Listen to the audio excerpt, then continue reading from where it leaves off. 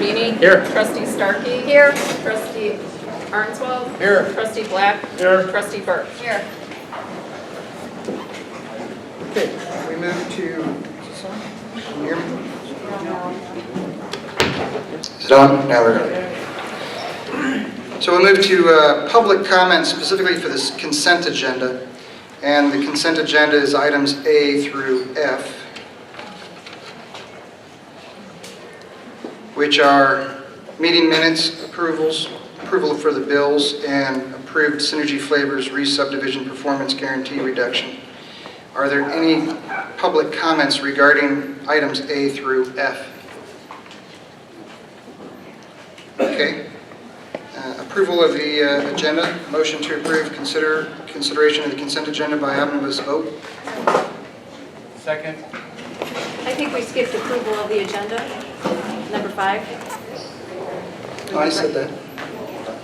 Well, I'd like to offer an addition to the agenda after the open meeting to the public to add a closed session to discuss the appointment, employment, compensation, discipline, or performance or dismissal of a specific employee of the public body or legal counsel for the public body.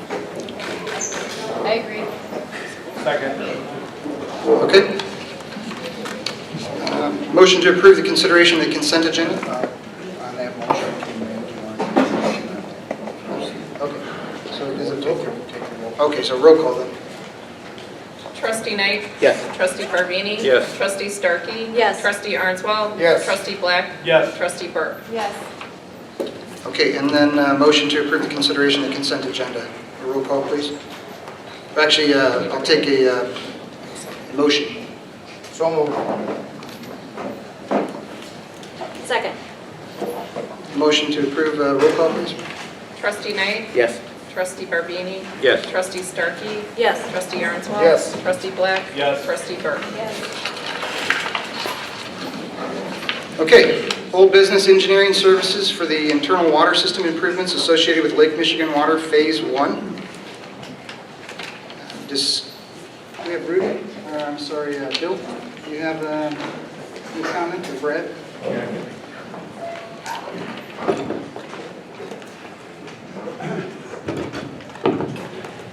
Testing.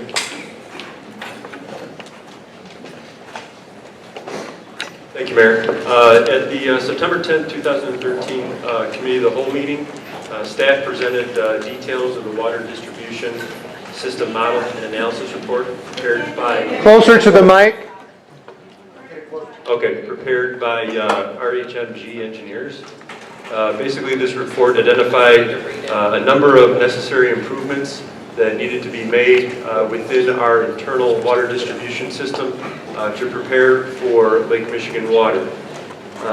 At that meeting, it was the consensus of the board to bring forward an engineering service agreement to prepare the design for these improvements. RHMG has submitted the design for the Phase 1 improvements, and staff is seeking a motion to approve that proposed engineering service agreement from RHMG engineers for the Phase 1 internal water system improvements associated with Lake Michigan water for an amount not to exceed $214,945. Discussion? Yes. We need the microphone.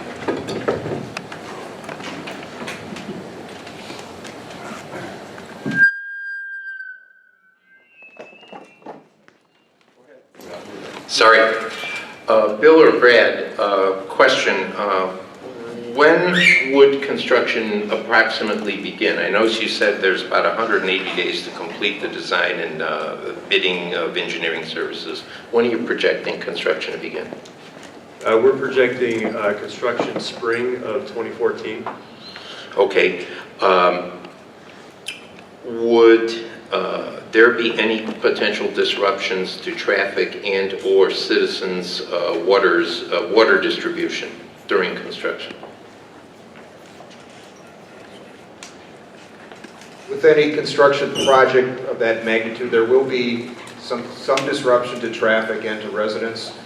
Some of the water mains that are being constructed as part of the loop system are replacement of smaller mains with larger 12-inch mains. The service lines on those will have to be disconnected from the old main and reconnected to the new main. So there will be residents that will be affected, both in terms of traffic and in terms of temporary interruptions to water service. All of that will be communicated to the residents via the use of door hangers, personal contact from the resident inspectors on the project, and information on the village website and e-news. But you cannot construct a project of this magnitude without there being some temporary disruption and inconvenience to the residents.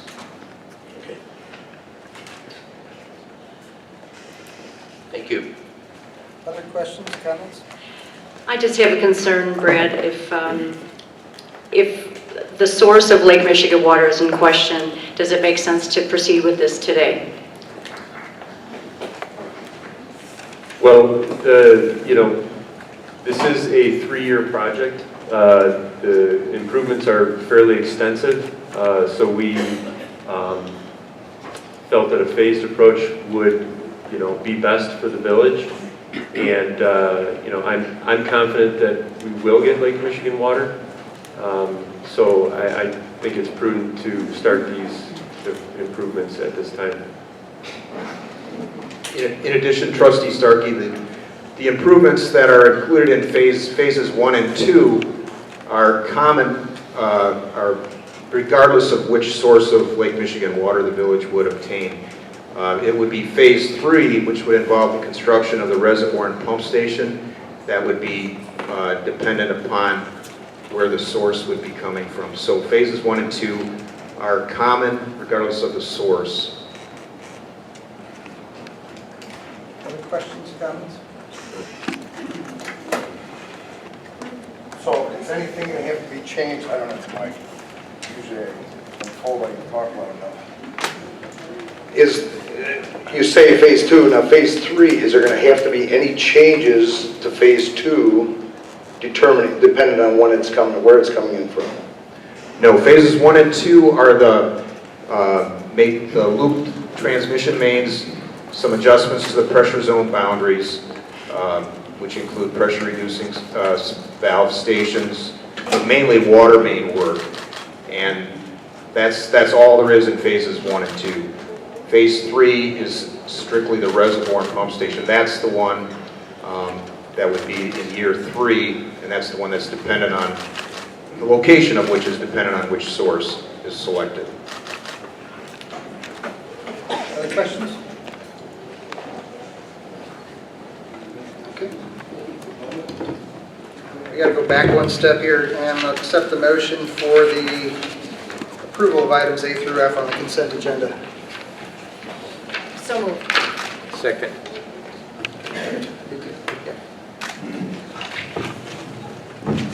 Item A, approve regular village board meeting minutes from August 5th, 2013. B, approve committee of the whole meeting minutes from August 13th, 2013. Approve regular village board meeting minutes from August 20th, 2013. D, approve committee of the whole minutes from August 27th, 2013. E, approve bills for payment from 9/11/13 through 9/24/13, totaling $63,408.25. F, approve Synergy Flavors re-subdivision performance guarantee reduction.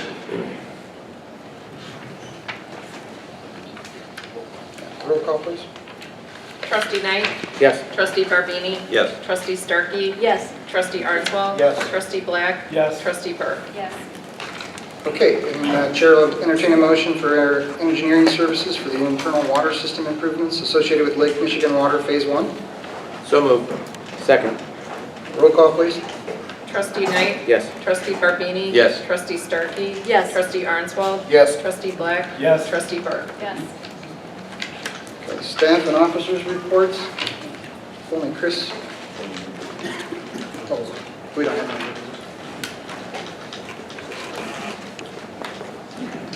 I have one information item for the trustees. If you recall, as part of our economic development incentives and efforts to bring in business to the community, the economic development staff and building zoning staff is going to be at the ICSC Deal-Making Conference in Chicago tomorrow and Thursday. So just a quick note, there's a notice on that the building and zoning department building will be closed because we have our normal person that would fill in for us is on medical leave right now, and there's no one to staff that at this point. So permits can be picked up at Village Hall if there's a permit to be dropped off or application to be picked up. So just a little information notice. Thanks, Chris. Okay, mayor's reports next.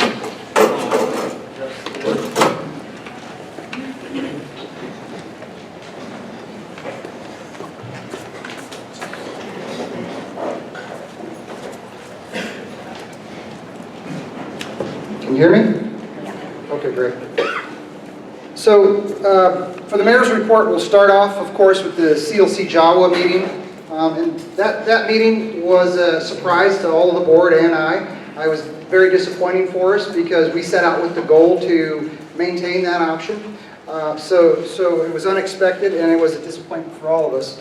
Our planning team process was to evaluate and discuss each and every communication that came in regarding Lake Michigan water for all parties considered. And so, just so you understand the process, because process is important, that everything that came in, whether it's a phone call or it's an email, whatever, would go to the entire team. Once the entire team comes up with responses, then they have editorial overrights there, so if they want to add in a comment, then they have editorial commentary they can add. Additionally, then it would go to the board once it's done. So it's a good process. However, we presented the best information we had to each other and the board on that team. And we asked the board for direction, which we received. So there's a couple letters that I'll read, and I'll summarize this first one because it's a little bit lengthy. Attorneys have a tendency of writing a lot because they get paid by the minute, 6.5 minutes. So the first letter that was the response, this is the one that the board voted on, to reply to a letter which was effectively, it's an ultimatum saying, hey, you got to join or else kind of a thing. And we asked them for more time. So in the letter, we just say thank you for your letter, that our intent is to continue with CLCJAWA and that the preferred provider letter states that the planning window is beginning to close and the agency is in need of knowing which communities are committed to the project because the infrastructure has to be designed and built as one cohesive system. So this is in reply to their letter. We are all well aware of the scope, complexity, and costs of the ambitious efforts being made to bring Lake Michigan water through your agency to a number of communities in the West County. We recognize that these efforts are driving your need for solidification of the next level of planning for the overall project, which combines the servicing of both the North Group, which is Lindenhurst and Lake Villa, and certain subdivisions and areas of the county, and the West Group, which is Wauconda and Volo, which is what we were participating in, obviously, then. So your agency's July 1st request going forward at this time obviously requires commitment of village funds to commence implementation of the plan's incremental tasks. We had previously agreed, and there's an excerpt from one of our resolutions. In fact, this is what started the whole process, just to put it in scale. November of 2012 is when we started with this first resolution. That's what this excerpt is from. And it reads, Wauconda shall continue to assess or pursue other viable options available to Wauconda for promptly bringing Lake Michigan water to Wauconda. So that is part and parcel of what the response letter is. It's basically asking them for more time, so I won't belabor you with the rest of it. It's asking them for more time and saying that there's unanswered questions here. Ultimately, there's 5 agreements that have to be agreed to, and we didn't have any of those agreements, and that's what this letter, which was unanimously approved by the board. Okay, the second letter, which is much more brief, planning team wrote this and circulated it to the board for comments. Everyone was content with this. Again, it was unanimous consensus, because consensus occurs when you are at a COW meeting. All right, so timing-wise, COW is a committee of the whole. So when you have a committee meeting, you can't vote on things. It's only for, it's a business meeting. So to the CLCJAWA Board of Directors, and a copy to Daryl Blennis, and this was sent individually to all of the directors, as was the last letter. We are writing to continue our conversation that we had with Daryl Blennis and Mike Ellis, and share with the CLCJAWA Board our position and proposed way forward. The communication and negotiation process are first and foremost, because rather than bring us together, it appears to have kept us apart. We propose to provide monthly reports in person from our planning team to the CLCJAWA Board of Directors at your regularly scheduled meetings in order to alleviate our communication issues and provide direct and open lines of communication where you can ask questions and provide feedback. We plan to make our first presentation to you at your special board meeting, which is scheduled for the 25th of September. As was discussed with Daryl Blennis and Mike Ellis at our meeting on September 5th. This went out on the 12th, so it's right in between those dates. The material issues to our negotiation as we see them, sorry, I skipped a whole paragraph there. Okay, at this committee of the whole meeting on September 10th, the Wauconda Board of Trustees, by unanimous consensus, chose not to bring the proposed resolution provided by Daryl Blennis on September 10th, 2013 to a vote, and instead was in favor of softening our communications and engaging in a more direct discussion. Also by unanimous consensus, the Board of Trustees chose to make the issue of recapture a negotiation issue rather than a deal-breaking issue, again showing the board's intent to enter into a more deliberate negotiations process. The material issues to our negotiation as we see them are the admissions agreement, which is to date unknown as to the final details. Connection fees and recapture, which the Wauconda Board of Trustees has moved to a negotiation criteria. We reiterated that because it was an important aspect of the whole deal. The route study for the West Group, the timeline, and the estimated costs associated for the proposed level of commitment being requested of Wauconda until the final form of the admissions agreement is tendered to Wauconda. We look forward to meeting with you on September 25th to further discuss our potential partnership. Thank you, and it's from the Wauconda Lake Michigan Water Planning Team. All right. Then after that, Mayor Hill followed up with an email, which again went through the same cycle, same process, same folks. We would like, and this is our reply to him, we would like to emphasize that our request was not simply for more time, but rather a shift away from memos and emails to an open dialogue and face-to-face negotiation. In your email, you said that the CLCJAWA Board has made a very good offer to the residents of Wauconda. We would like to see the final draft of that offer so we understand what we are committing to and how our partnership at this project will proceed. Asking the Wauconda Board of Trustees to agree before they have had the opportunity to see and analyze the final draft contract poses financial, political, and ethical problems. As an example, the West Group route study fee is $45, which is actually what was wrong, it was 51% higher according to Bill, than the April 2013 estimate due to a jump from 60 hours to over 300 hours for the CLCJAWA engineering firm CDM Smith. We had previously discussed a different arrangement. If that trend were to continue, we would not financially be able to complete the project. Our team is willing to negotiate and would be willing to commit to a route study once we have received the final draft agreement for analysis. We look forward to presenting to the CLCJAWA Board on the 25th again. So I think the key thing here is that we were reluctant to commit because of the lack of information. And the 51% increase in the cost of the route study was alarming to everyone. We believe there was a risk in rushing into the deal. It's a big deal and it's an expensive project. So we believe that those were rational responses. There were rational letters that we sent them.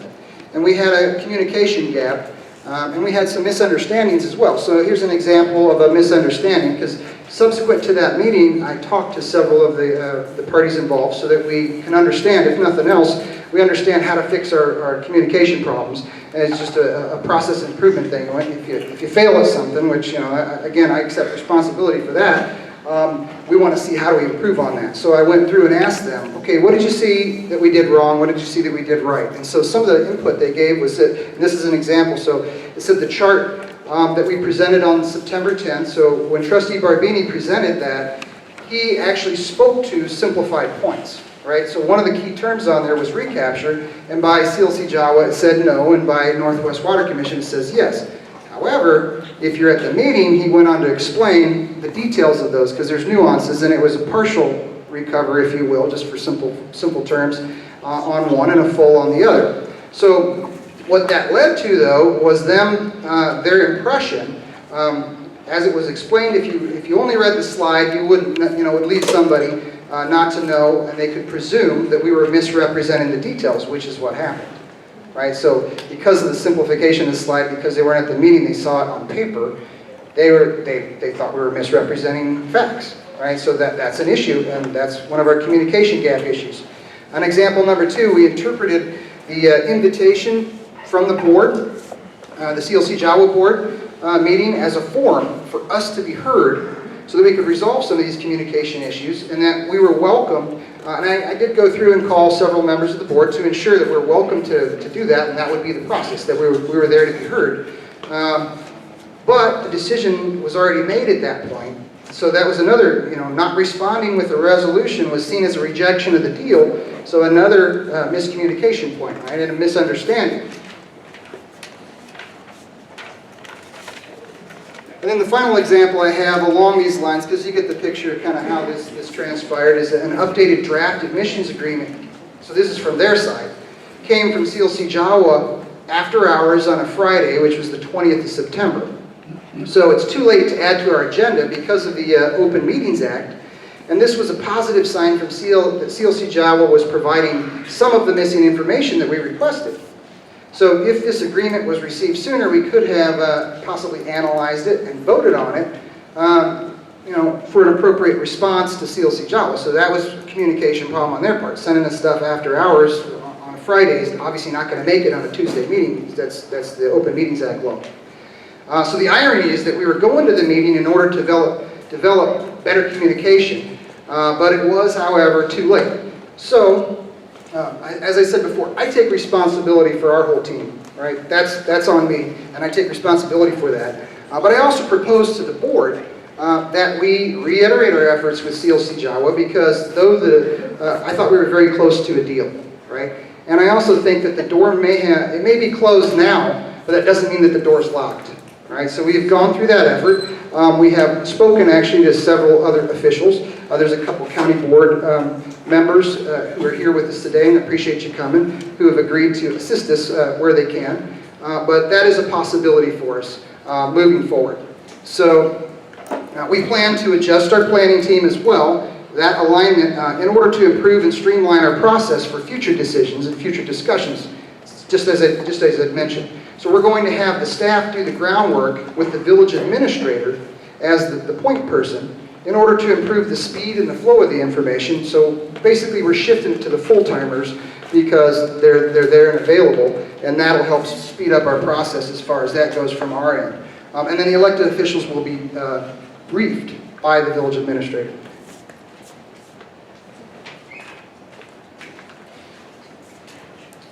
Okay. Additionally, there were other factors at play that were noted by the CLCJAWA members that I spoke with. And one specific example they said was the whole thing playing out in the media was not good for anybody. So again, that's on us. And Rudy actually warned us in a meeting about talking about negotiation points in a public meeting, right? So that's our error, but it doesn't help anybody. When you do that. The only person that benefits from that is, Russell in the newspaper, which we love you anyway, Russell, but I'd rather not see Wauconda in the newspaper in a negative light. So unfortunately, that has become a problem for us, and we need to come together to change that, right? So I have reached out repeatedly to some, and they have accepted that offer. And so when you look at the results that we were able to get working together with some of the Main Street business owners, we have been able to improve the crosswalks.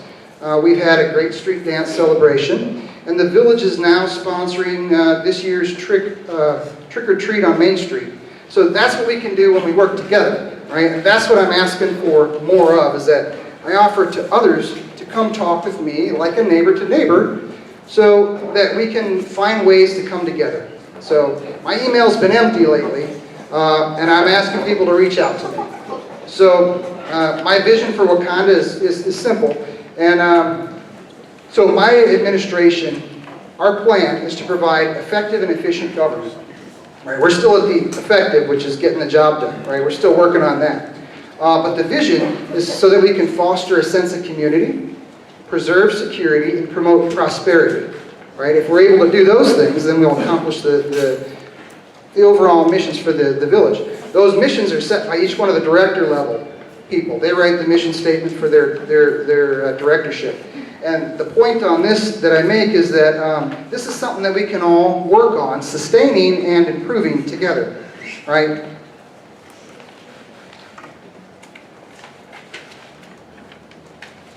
So for me, it's important to understand people, I think, when you're working together, but for me, there is no other agenda because we haven't created it yet. You know, agendas are a team effort. You have to come up with the processes that you're going to work. You have to do the process improvement as a team. So when I came into this job as mayor, I didn't have a set agenda on purpose because we have to plan it together and work through it together. So the vision that I just laid out, that is the starting point. From there, we're going to do strategic planning and work on this together. Understanding my motivation, I think, is important so that we understand each other. Because Lord knows I did not get involved in politics to improve my reputation, right?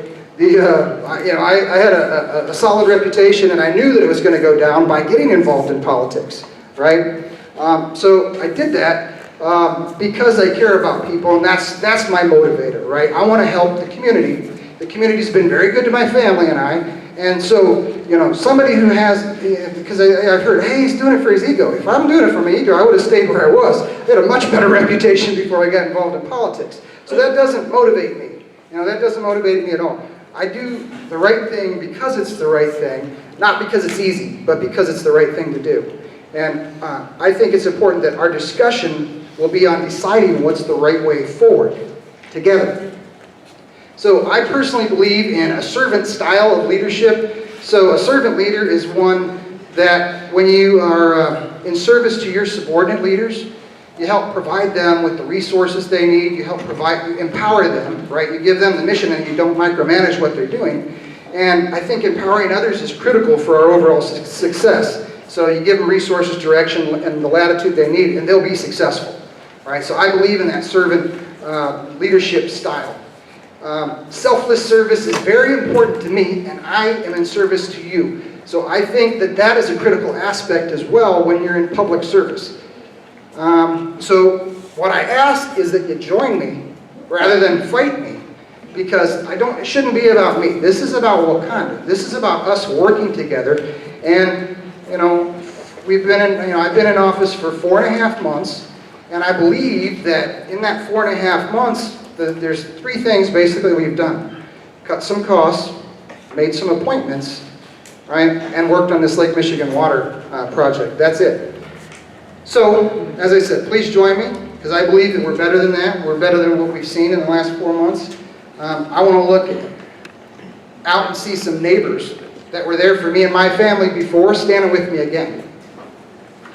So, anyway, I just offer that again. I'd like to see us repair the damage that's been done by divisiveness and come together. Thank you.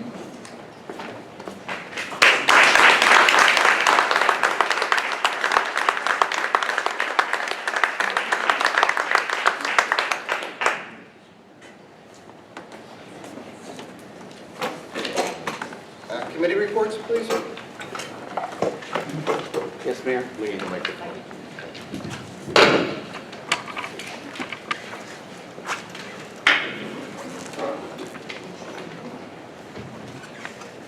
Thank you. Thank you everyone for coming out tonight. This is obviously another important meeting here. I do have some comments over what's happened recently. I have spoken with all the trustees the past week as well, numerous times over what's happened. And Mayor, just to give you an idea, I'm going to read this into the record, if you will. Over the past few years, Wauconda has become the envy of many towns in the area, the county, and possibly even the state. Unfortunately, that seems to have taken a 180-degree turn in just a few short months. We have worked on Lake Michigan water for several years now, communicating with our residents, working with other communities, CLCJAWA, all the while exploring other options as well.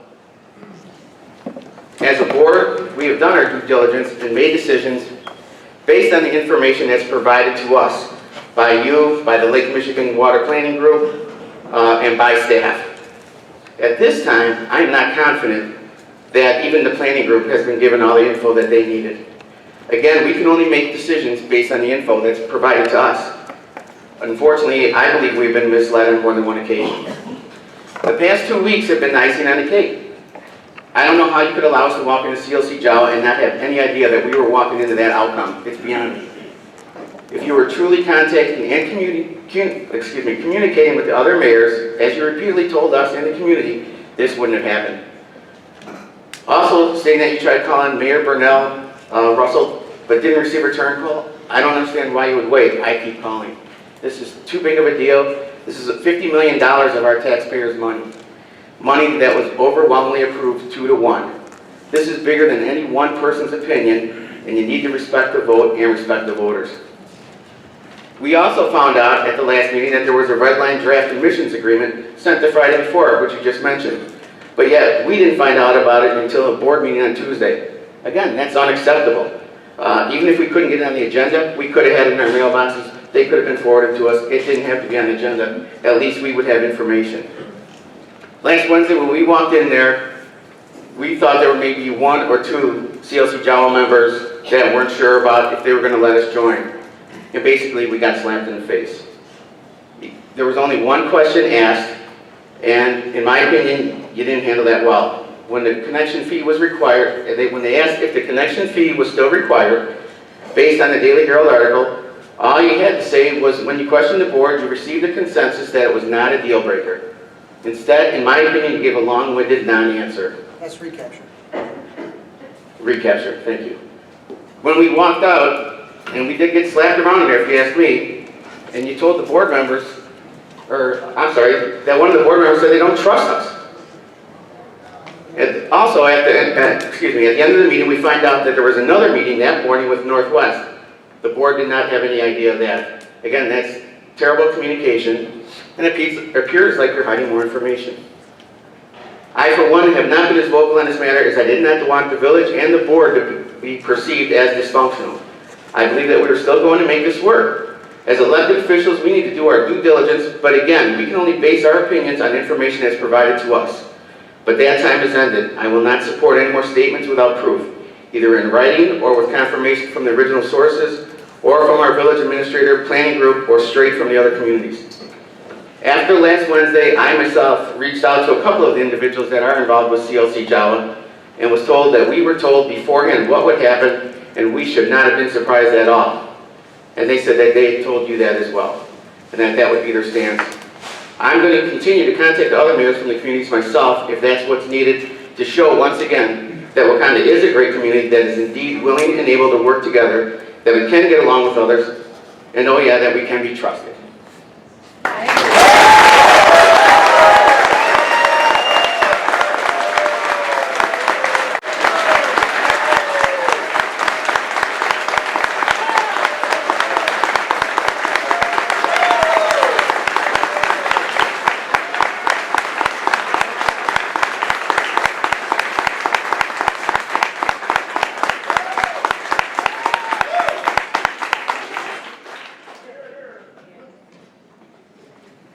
Trustee Barbini here.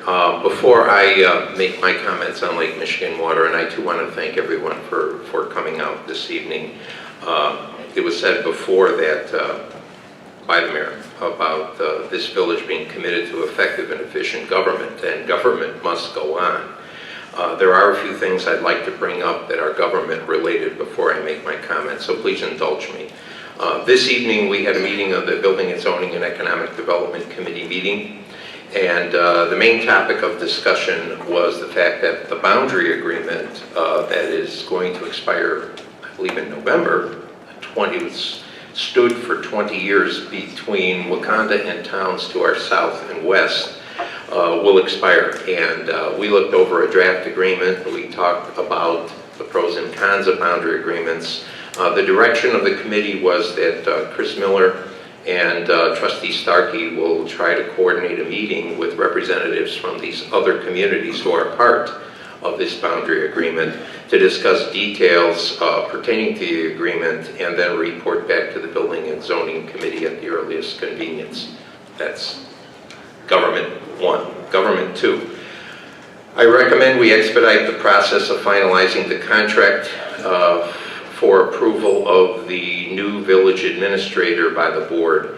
I suggest that looking at our calendar, that we try to put this on the agenda for our October 15th business meeting. You're going to find out in my remarks that the new village administrator is going to play a much larger role in this whole process of moving forward with Lake Michigan Water and actually keeping government on track here. Point number 3. As chairman of the Finance Committee, I'm requesting that the interim finance directors make a report regarding the status of the 2013-14 budget, including the following: expenditure and revenue trends to date. We're almost 6 months into this budget. Fund balance trends, water and sewer rate trends. We suspended raising water and sewer rates. The board needs to see some numbers to see if that decision was valid. These gentlemen, I'm sure, can provide it. Also, the status of the capital expenditures the board approved when we adopted the budget, and any other pertinent budget-related items. I'm suggesting that this report at the earliest could be made at next week's Committee of the Whole meeting. I know there's vacations with these two gentlemen. One just left. I don't know if the other will be back, but at the latest, our business meeting on October 15th as an information item. The board needs to know where the finances are tracking 5 to 6 months into the budget year. And these gentlemen, I know, are skilled enough and they'll provide this. In terms of other government business, I also recommend a closed session at next week's Committee of the Whole meeting on the topic of labor negotiations. The board needs to be updated about that too. Okay, my comments about Lake Michigan Water. I titled this, and I'm going to read from prepared notes so there's no mistake about what I'm saying, okay? I titled this Tough Lessons Learned. I've always believed that when events don't go your way, as they did last Wednesday night at the CLCJAWA board meeting, you must learn from that experience and come back with a new plan to achieve your goal. Here then are my thoughts on some tough lessons learned in order to achieve the goal of bringing Lake Michigan Water to Wauconda. The main lesson learned is that board decisions must be based on good information. I'm going to repeat this. Board decisions must be based on good information.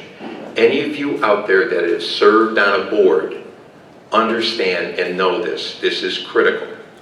Our board decided not to act on a resolution committing Wauconda to join CLCJAWA and instead asked for more time to address details pertaining to that resolution.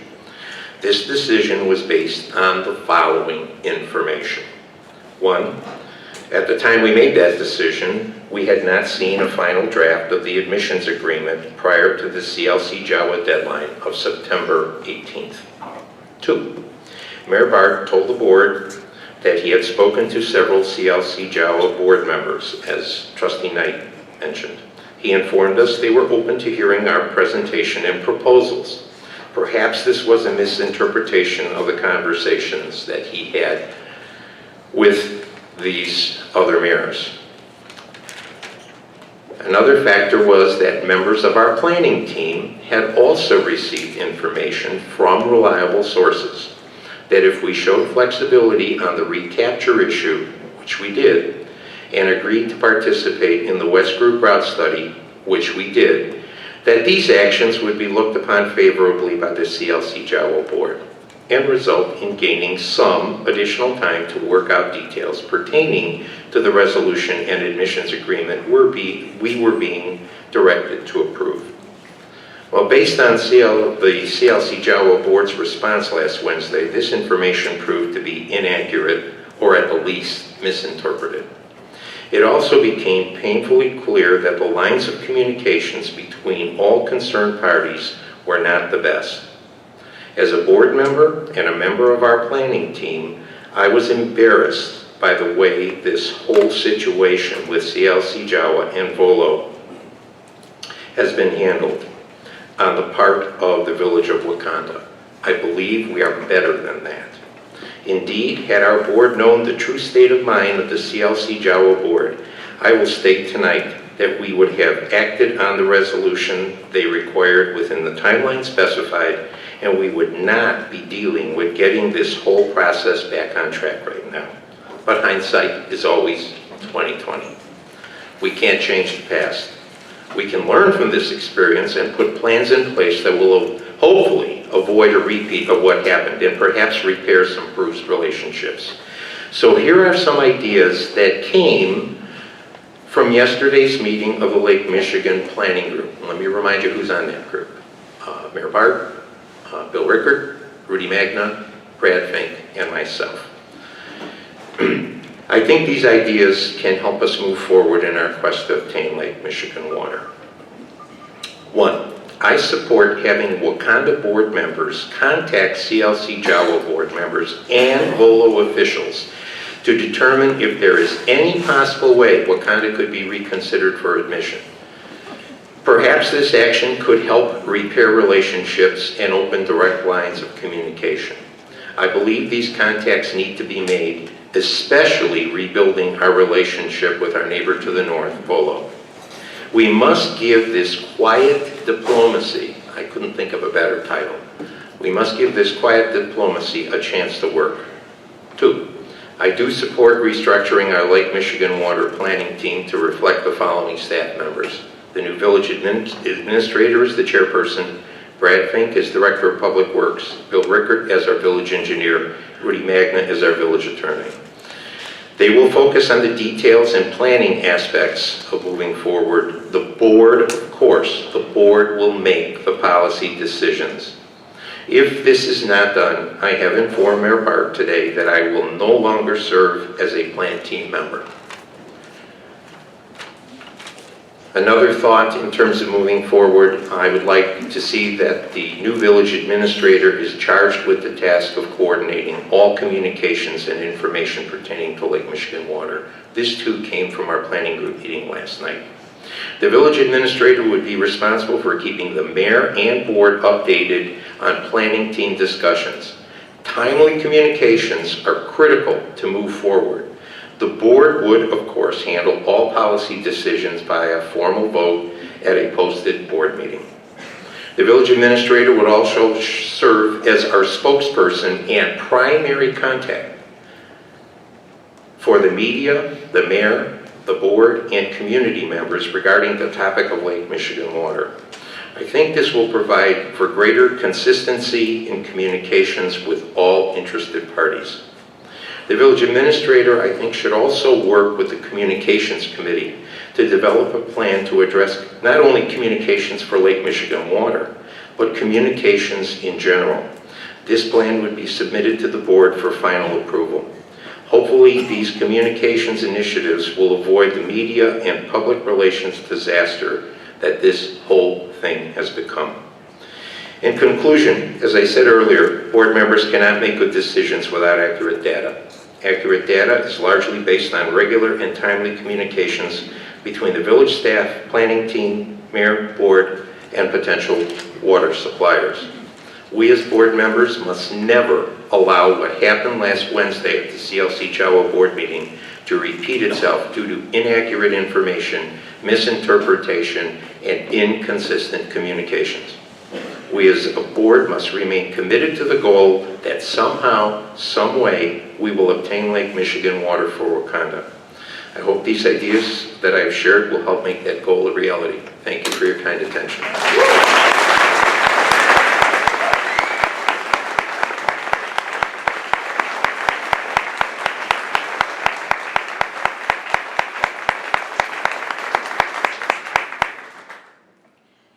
I'm going to give a report of the last week or so to the board and to the public for the record.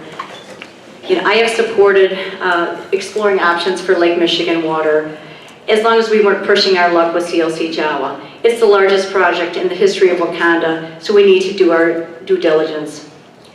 I'm going to refer back to Mayor Hill's September 16th email to Mayor Bart which states, the CLCJAWA board was quite clear at our last meeting that 9/18 is the deadline for Wauconda to either pass the resolution and work towards being a member of CLCJAWA or not, and look for water elsewhere.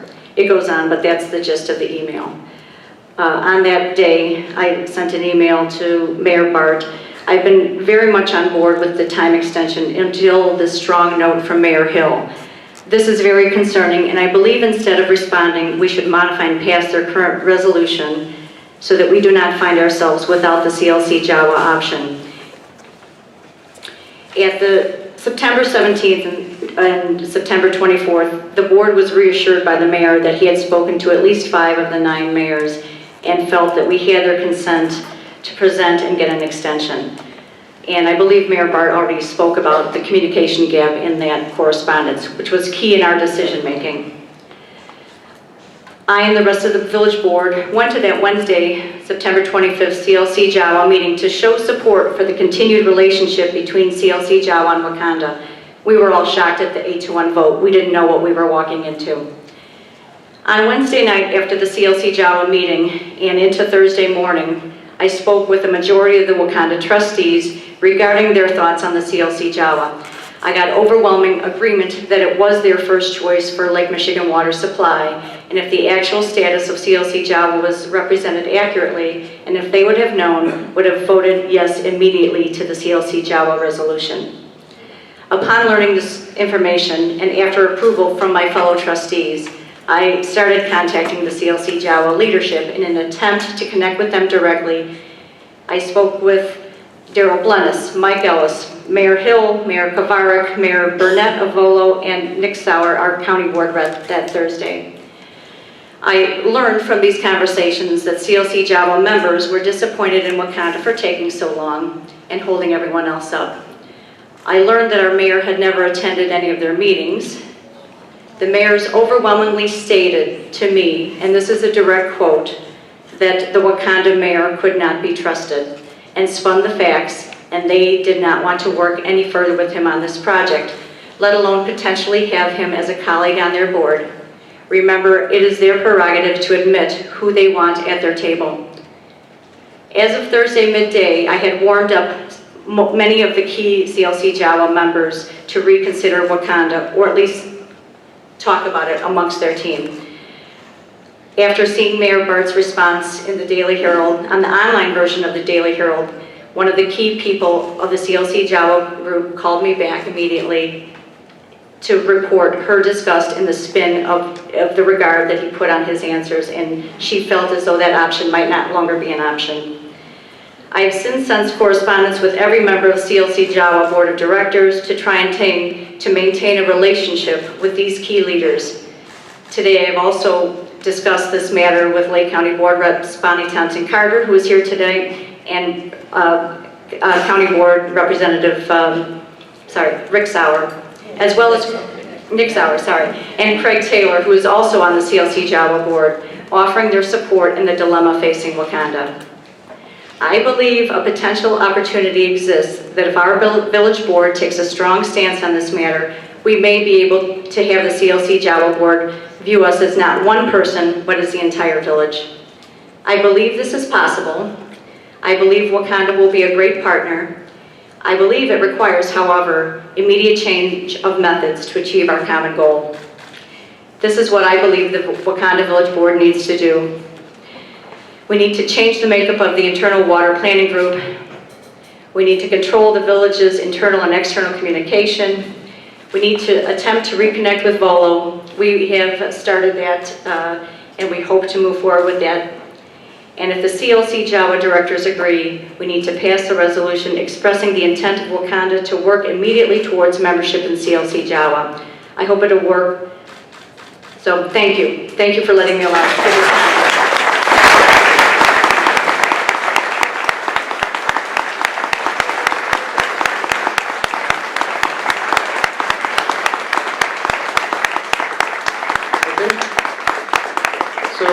Continue down the line here, I'll give a quick rebuttal to that. So obviously you heard in my comments that it was very much the same commentary. For our planning team, by the way, for that message that went out in the e-news from the planning team, it went to all planning team members for approval. So I understand that members are frustrated, right? I understand they're embarrassed. It's clear, right? Everybody's embarrassed by that. And I already said, hey, I accept responsibility for the lack of communication because that's on us. However, when you look at this specific flow of information, at no point in time, and you know, I have emails going to every board member and to every planning team member for every one of these issues.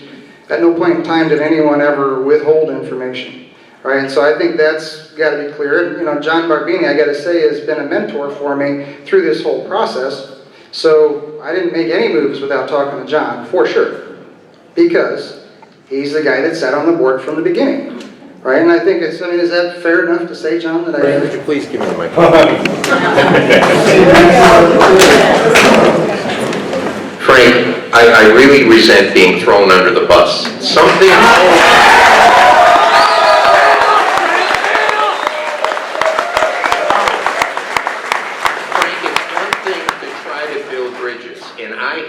tried. It's another thing to be made the scapegoat of this thing. Okay? Yes.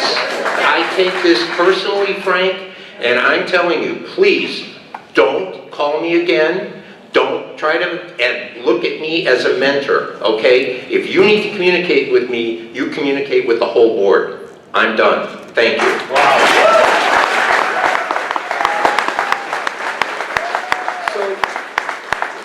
Definitely made the effort, is my point, that, you know, when you come onto a board, when you're not voted into this board with your team, I've made the effort to try to communicate. And by no means am I saying that I'm using John as a scapegoat, because that's not at all my intentions. I think very highly of John. In spite of this dispute, I feel very highly. I think John is a great guy, and I think very highly of him.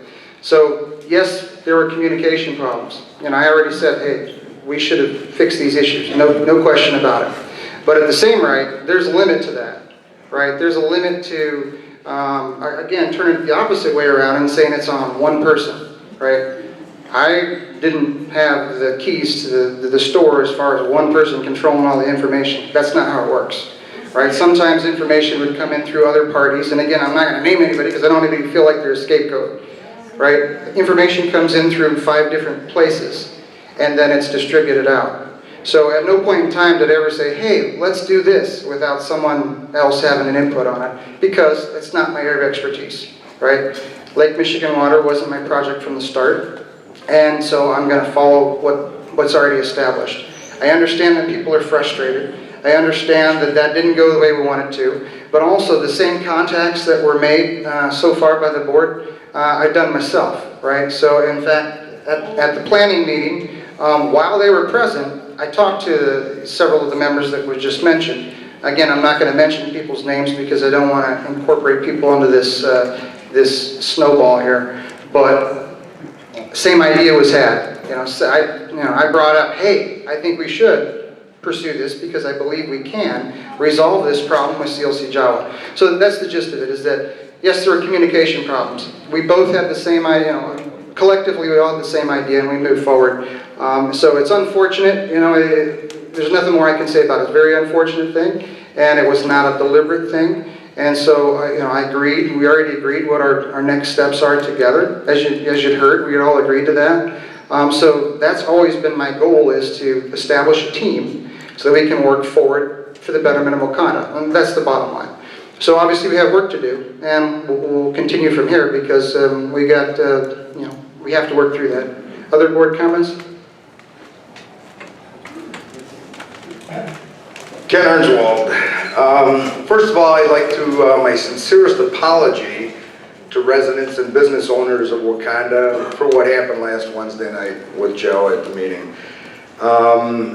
This is tough being at the end of the table because everything I have written down, I think they all copied. But I do have to say that, as John said earlier, I've done some things. I've been embarrassed. I have never, ever been that embarrassed and that angry, right, Russ, as I was last Wednesday. And believe me, it was not at JAWA. Just the information that we're given, you've heard it all already from Lincoln, John, Linda. Yes, we were giving information. Was it always the correct information? In my mind, no. CLCJAWA Board's an established, well-governed organization, and I would have been proud to see Wauconda become a member of that organization. Some of the CLCJAWA members are their friends, their acquaintances, but most of all, they're our peers. And it's a pretty sad state when you have one of your peers telling you they don't trust you. You can't play in our sandbox. That's what I was upset about.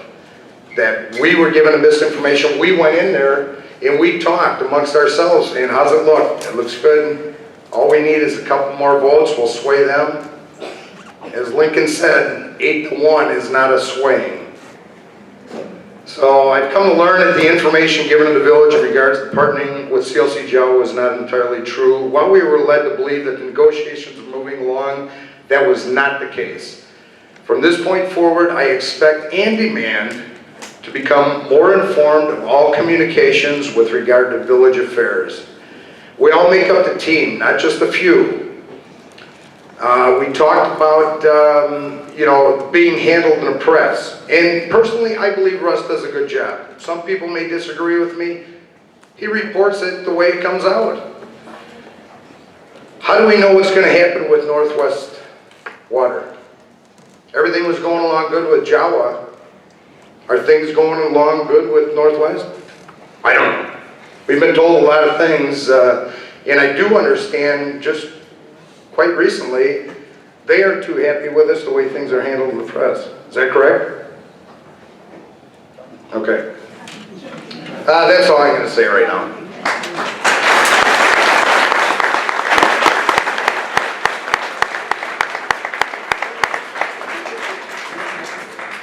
Hello, my name is Chuck Black.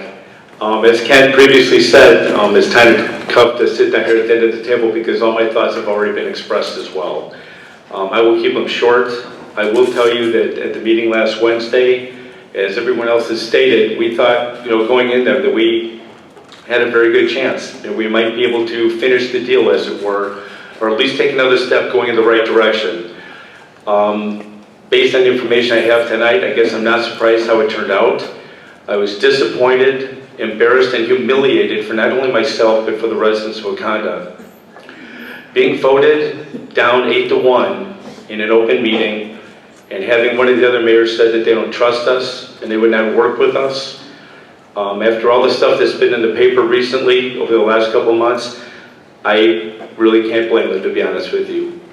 I believe everything that Lincoln and Trustee Barbini have spoken about, retooling our group, making sure we get the correct information in a timely fashion so we can make the right decisions.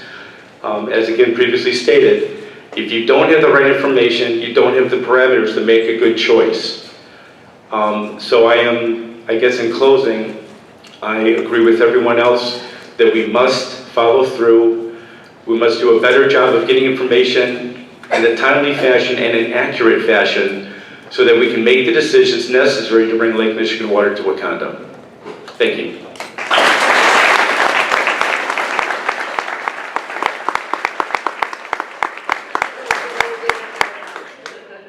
Trustee Burke, I echo my fellow board members' thoughts and feelings. The upheaval in this town in recent months has been very disheartening. I take it very personally. I love this town so much, I put my name on a ballot.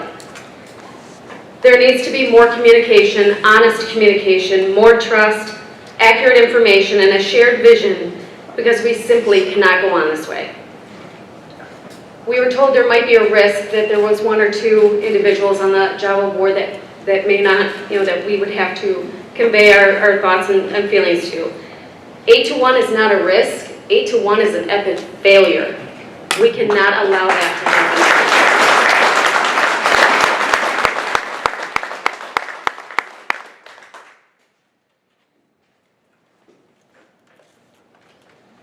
So, as I said, I openly said that this was not what we wanted. This is not what we set out to do. But at the same right, there was no withholding of any information, and at every turn, I asked for advice, right, at every turn. So, you know, the only thing we can do here is go forward with our best foot forward, because these processes, the teams that we have, are how we get things done, and that's the bottom line. And I got to tell you, as a person and as a leader, you know, I feel like, you know, I wasn't, you know, apprised of this discontent beforehand, and I called everybody repeatedly since this has happened, right? So, you know, it's unfortunate, but you can't, you know, as a leader, you can't be kept in the dark either, right? So I know everybody was unhappy, because I was unhappy as well. But the comments that were shared tonight weren't shared with me in advance, in spite of having regular efforts to draw that out. So that's a starting point for us to have communication with each other, right? I mean, it's got to start there, where, hey, Frank, I don't like this because of this, and then we can work forward from there. That's the bottom line. And my efforts so far on this have been to try to get that footing where we can actually work together and have a functioning unit. So, but it's going to take communication back and forth, right? One person doesn't make or break any organization, for sure. Not even the person who's the mayor, for sure. And especially not in this type of a scenario. So it has to require that back and forth communication. And I got to tell you, just like I felt at CLCJAWA, that's how I feel tonight, because was not apprised of any of this, right? Was not apprised of any of this. So that doesn't show that we have good faith, good communication amongst us. So we got some work to do, right? Again, we're just getting started. It's the beginning, and we got work to do, and we'll do that.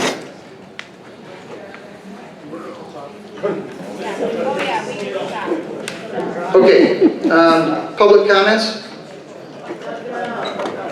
And before anyone starts, I just need you to please state your name and your address for the record, please.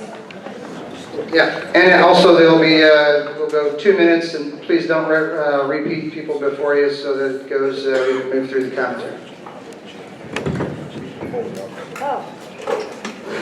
Hi, Kelly Lombardo, 26718 Northeast Lakeshore Drive, unincorporated Wauconda. Couple questions. First, the board keeps talking about getting open and real information. How are you going to do that? And two, to Mayor Bart, who advised you not to show up to the meeting with all the other mayors? I mean, wasn't that one of the things they said, that you never showed up? I mean, come on, you cannot take advice. You're referring to the CLCJAWA board meeting? Yeah, when they were asking, you know, why you weren't showing up to any of those meetings. Wasn't that important enough for you? It's not that it's not important, it's that it wasn't even on our agenda for me to be doing, so I wasn't even aware that meeting's open to the public and that we're supposed to be attending that. Excuse me. Did you not talk to Mayor Weppler and he told you it's a governmental entity, they're open meetings? That was after, so that was the September 25th meeting was after the fact, so not before the fact. Okay, it's Connie Colson, 329 Willow, is that on? Yeah, put it real close to your mouth. Okay, 329 Willow, Wauconda. I have two issues right now. One is you saying that every information you got, you pass on to the board. I was there at last Tuesday's meeting, and you said that you had gotten a 9-page document the previous Friday, but oops, you couldn't get that to the trustees before you went to that meeting Wednesday night, because it was 9 pages and it was a weekend. So you don't work on weekends at all. It's not that, it's that when it came in after hours, then it can't be posted for Open Meetings Act. So that's, you can't act on it regardless of when you get it. So it's not going to change the course of things is the bottom line with that. Yeah, but you could give them the information. Yeah, and I think actually that was distributed. As soon as I opened it, it's distributed because that's the first thing I do is forward it on to somebody who's going to take action on it. Okay, my other point is, and I'm fully in support of the trustees now, but I was very frustrated all these months when they did not say a word while this was going on. You were talking about wanting support. And when we questioned you on things, we'd say, well, you know, let's hear Trustee Starkey's opinion. You said, no, you don't talk to the trustees, you talk to me. And you and our village attorney were the only two that said anything during all these meetings. There's been plenty of meetings where the trustees speak up. I mean, if they have something to say, they usually say it. I don't think so. In fact, I can tell you for sure, a man stood up last meeting and said something about the fire district referendum, and there was comments all the way down the line. Everyone had something to say there, so. Are you referring to JAWA? Yeah. Yes. Yeah. And I believe most of that was covered in closed session, so we were not allowed to talk about it. Wait a minute, what are you talking about? CLCJAWA was not a closed session ever. We've never had a CLCJAWA discussion in closed session because it doesn't qualify for closed session. Well, I didn't say you did because I wasn't in a closed session. Wait, you just said All I know JAWA. is they could have put mannequins in all their seats because it was obvious to me that you and Rudy were the only ones being allowed to talk. So just to be clear, anytime a trustee has a comment, they can speak, and that's crystal clear. And when you look at all the meetings we've had, everyone gets to speak, not just trustees, but everyone. I know that, I've been to them. But the people in the audience don't have the information, and that's what we were trying to get.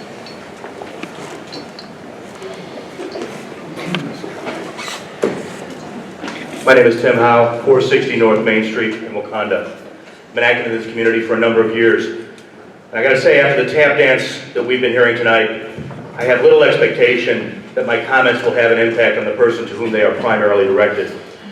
And while I hope that we all will remain civil, that does not mean we must be docile. Mayor Bart, in just 5 short months, you have shattered years of goodwill and positive image which has been built up in and around our village.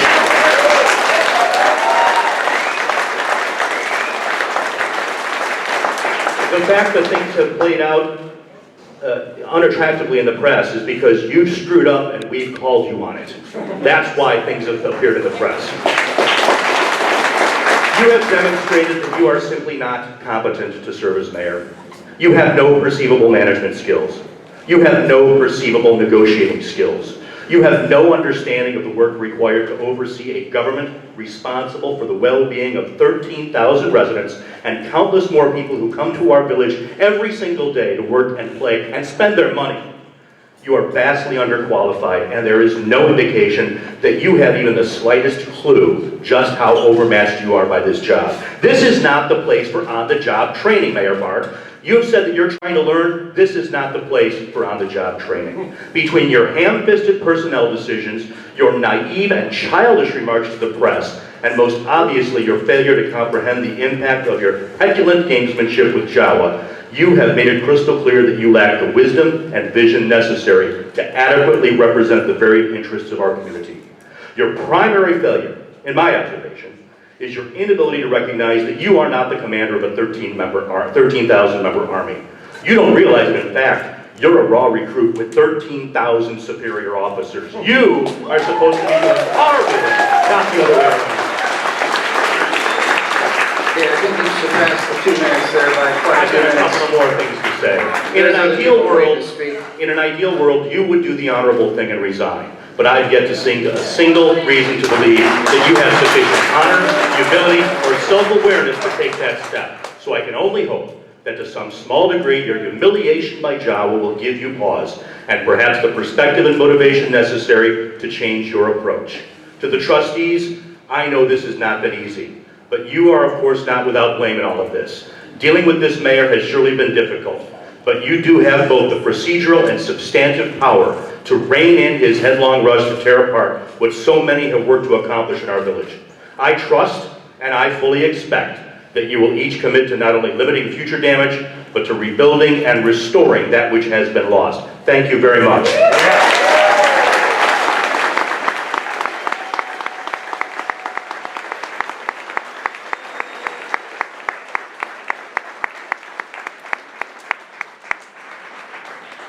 Compact to follow. Mark Schmucker, 408 Old Country Way. I'm sorry, first name again? Mark. Thank you. Some of what I wanted to say has already been said, so I'll go on some of the fresh areas. I am encouraged by what I've heard from the board members in terms of their efforts to reach out, contact members of JAWA. I think that's important, and I think that speaks well to what you should be doing. Furthermore, we need to not lose sight of the fact that based on what Lake Zurich, our potential partner with Northwest, has seen transpire between us and Volo and our relationship with them, I'd be worried about the potential of that effort following through or working. In addition, we don't know that Northwest is ever going to pan out. I was at the last meeting that was discussed as an option, not necessarily even a viable option because it was predicated on a potential member, that being Lake Zurich. We have a member, or had a member with Volo that we seem to have had a relationship that was working well. I would encourage, once again, the board members to continue what you talked about here. I would endorse and support the notion of reformulating the water committee, and I would approach JAWA, and if they do have a problem with our mayor, and no disrespect to him, perhaps seating somebody else as our representative to the JAWA board might sit well with them if that's something that their bylaws would permit. We've actually already done those things. That's already, again, that was suggested and agreed and adopted. And just to be clear, when you're looking at these discussions with these other members of the JAWA board, that's already also occurred today again because I talked with the planning team and they said, hey, let's talk to these guys, and so we did. So when there's communication, it's got to be a two-way street, and as it's been asked, it's been done. Understood. And then the bottom line is, this was voted on by the voters. You have a mandate to get us water. Our property values will suffer if this is not dealt with, and in a more immediate manner than potentially pushing it off 5 more years and hoping we can work something out with Northwest. So I'll leave my comments at that. Mark, I have a question for you. Sure. When you made your comment about the mayor stepping down or not being a representative, what were you referring to? The negotiating team? If I'm not mistaken, I heard several of the representatives talk about a reformulated, reconstituted water committee.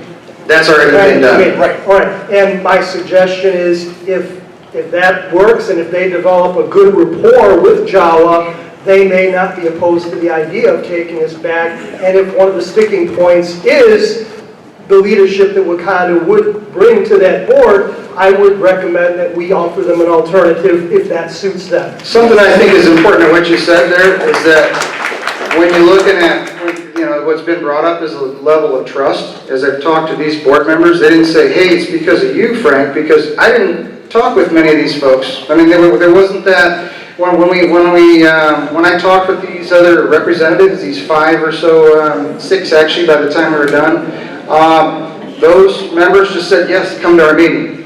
And that's what our communication was. Hey, is this going to work out for us if we come to the meeting? Yes, you should come to the meeting, right? That's the discussion that was had. There was no other, went and, had some kind of squabble with somebody. There was no, hey, we asked you to do something, you didn't do it. Or there was, for example, our relationship with Volo. I met with Burnell Russell, a handful of times. And so that was it. There's not like there's some kind of a contributory effect there where we had some kind of a negative relationship. That didn't happen because we didn't have that much interaction. It's the other members are other members of our team that are the staff are getting the stuff done. So their interaction with me has been relatively small. I mean, almost.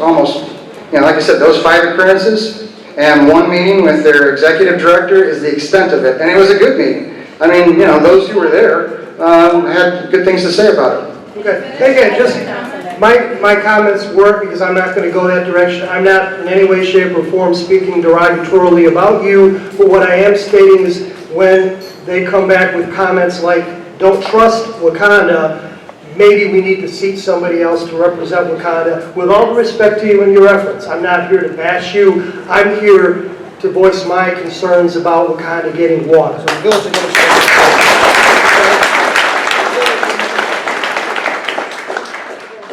The village administrators who we agreed we were going to put for the point person for the Lake Michigan water discussions, the village administrators who's going to be in charge. I'm not sure what your point. I guess my point again is, as I understand it, JAWA's board is seated by all the mayors of the participating communities.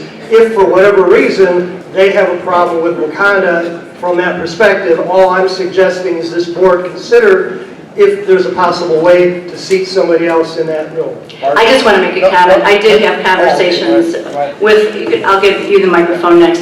I did have conversations with many of the mayors and the CLCJAWA board over the past several days, had very good conversations. We really connected, 45-minute long phone conversations.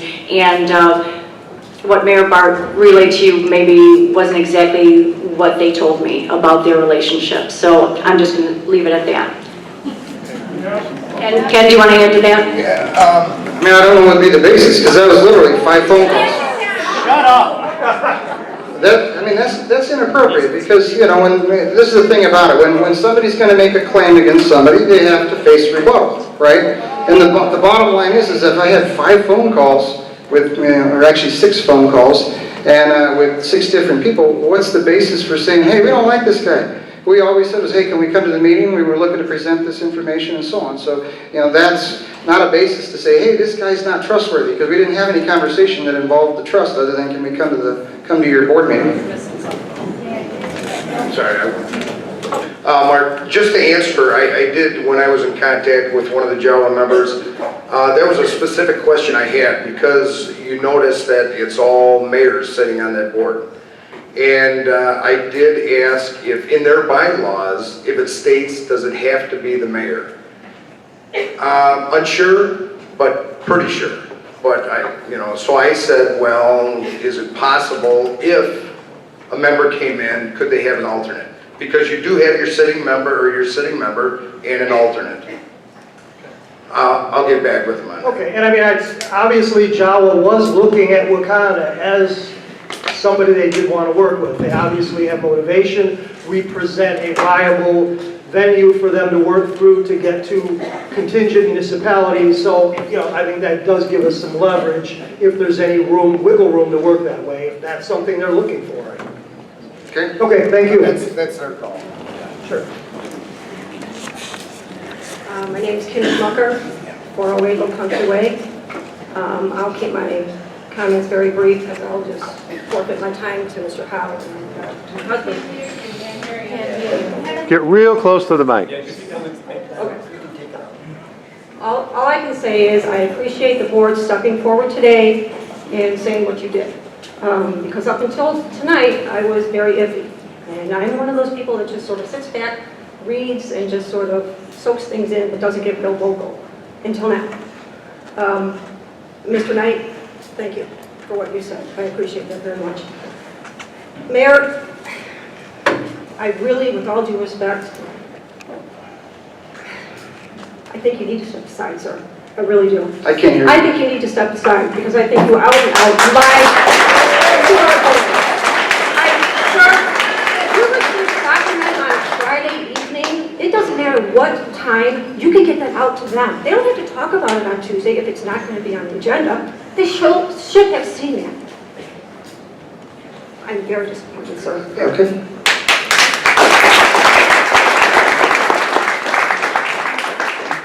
Vlasic, 436 Edgewater Lane, Wauconda. With regard to the water project, earlier tonight, Mayor Bart, you said, this is not my project. Well, I think it's our project, and as our mayor, it is your project, and it has to be your project, and it has to be your project. Sure. And actually, the context that was set in was that I didn't start the project. These people were more senior than me. That was the context. You came in, it's the village's project, it's your project if you're the mayor, no matter what. Okay.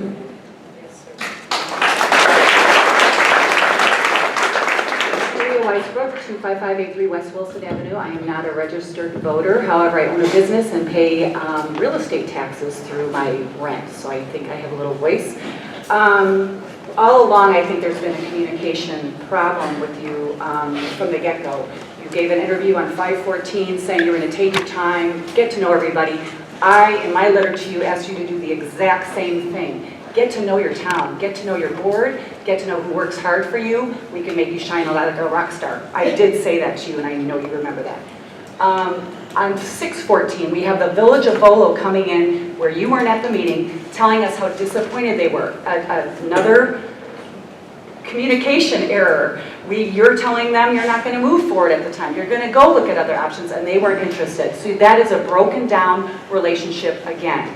The relationship of how you have appointed people and how you've not let the board be a part of it, which is unbelievable. There is no method to the madness of who you're appointing and why. There's the qualities, the qualifications, all of that are evident that it is your deal. I got to say one thing. I did a FOIA that I'd like everybody to know about. Your appointment of Officer Yost was on September 3rd. One of his first acts was to approve overtime for 8 people to be at his swearing-in ceremony, 2 hours each of overtime. That is the first act your new chief did. Now, we only have 2 officers here at this meeting. We didn't need 8 officers present for that swearing-in. They've been civil. This meeting's huge. There's 2 officers. We're common people. We like to communicate. I, for one, I can't vote for you. I want you gone. We cannot continue in this community like this with this negative energy, and it's caused by you, not Maria the activist. Your decisions are your decisions. So the 2 appointments. So of the appointments that have been made, many of those appointments were already in those positions, a good portion of them. A key one besides the chief, so the chief's been on the police pension board 16 years. He was voted the president of that board 14 years straight. So the chief has the qualifications to be the chief, for sure. There's no question about it. But the other appointment that we're looking to bring on is the village administrator. And the village administrator was a process where we hired a company by the name of Voorhees. And Voorhees is a very professional company, and every single one of the board members had an opportunity to interview those folks. In fact, John Barbini and I sat and went through the 15 resumes that were made available after Voorhees sifted through about 80 people. So John and I went through and we sifted those guys down to bring them to the board so they could select. Of that, the board interviewed 6 of those, and that's what John and I selected were the six candidates that the board interviewed. Of that, the board picked 2, right?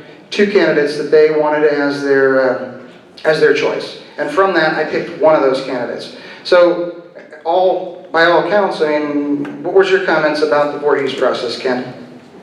The Voorhees process? Very good. So, and that's the thing you got to see on this is that the first time around when you came in to replace the chief, that was on me, right? And that's what I said about, hey, I gotta watch the process, right? The process is key. And because that wasn't well received, the next process was one that everyone was in agreement with. Did anyone have an issue with the Voorhees process? No. Actually, to the contrary, did everybody think that it was, the right process? What's your point? Well, the point is that when you say, hey, somebody's doing something wrong, and then you turn around and you got to look at also what they do to fix it, and what has the behavior been ever since then. And every behavior since then has been to involve the rest of our leaders, right? Not just the board, but also our staff. So that's crystal clear that you got to see that when one thing happens, then you got to see what comes after. Yes, sir. My turn? Hi, my name is Babbey. I live at 2450 Waterside Court, Wauconda. I've been a resident of the Wauconda area for about 66 years. In fact, I'll be attending the 50th reunion of Wauconda. Get real close. Very close. I don't want to swallow this thing. I'll be attending the 50th reunion of Wauconda High School class of 62 this next Saturday, so I've been here for a long time.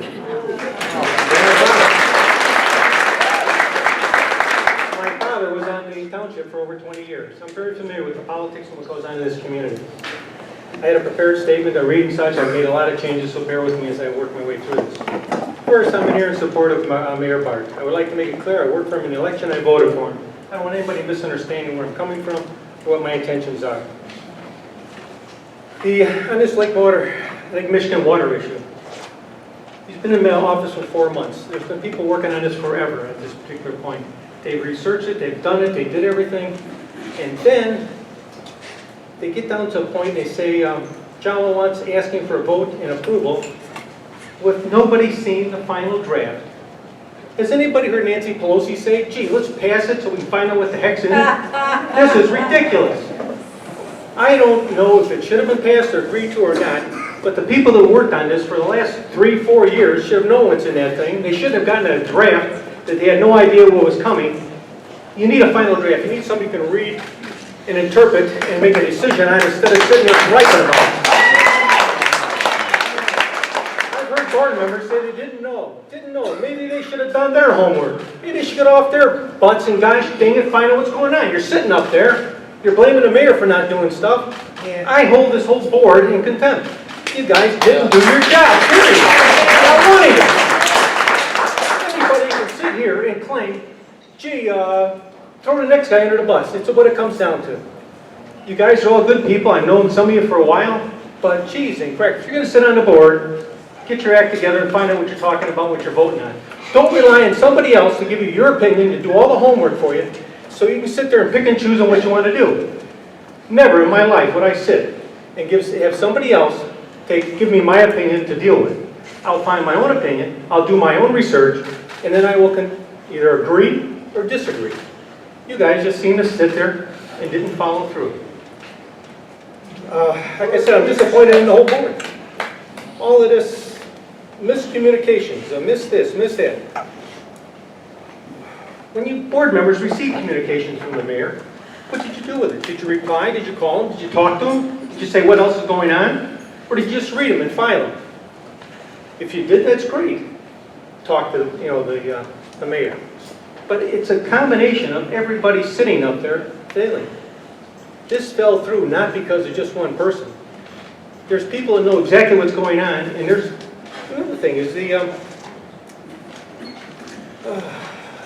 we talk about these JAWA, it's like they're some kind of sacred cow or something. They know all the answers. They really don't. I know several of the mayors on that board, and quite frankly, I wouldn't trust them with $1 laying on the table. So we give them credit for everything. It seems that they got disturbed from just interpreting it by the fact that this board didn't take whatever they proposed, sight unseen, and approve it. Whatever gave them the idea that what was presented to them coming back would be approved? Did somebody else talk to that other board and tell them that, hey, this is a done deal, just bring it back? Did somebody else get their nose involved in this? Several other municipalities passed that resolution. What's that?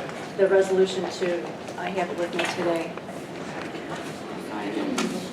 The resolution expressing the intent to work towards a membership in the CLCJAWA. So it's the same resolution that we voted unanimously not to accept. That's not the resolution I'm speaking about. I'm talking about individuals in this community. Did they get their nose involved? Did they know what was going on? Were they acting as mayor as opposed to the mayor? I do know some people went up there and had individual meetings with Bolo and had individual meetings with JAWA and talked to these people, and they weren't in an official capacity, but they were talking. We'll leave that person nameless. As for I just don't, it says they don't trust us. I don't trust them. These communities, who have, like I say, several members, you wouldn't leave $1 around, they're in it for their best interest, and that's what they should be doing. We're in it for our best interest. I believe this board and this mayor has the obligation to sit down and work out the absolute best deal for Wauconda. Whether it be JAWA, Northwest Water, or keeping our own Fink water, I don't care, but I really like to see Lake Michigan water. Even though there was an article today, guys, there's cancer-producing stuff in Chicago's water. I don't know if anybody else read that. It's wonderful. Anyway, that's just anyway, long time. I'm fed up. I think this board, the mayor, you guys got to get your act together. You guys got to communicate. You got to sit down and talk and quit throwing everybody else under the bus. I watched one person after the other throw somebody else under the bus. That's ridiculous, guys. Get your act together and get this done, okay? Thank you so much for allowing me to speak.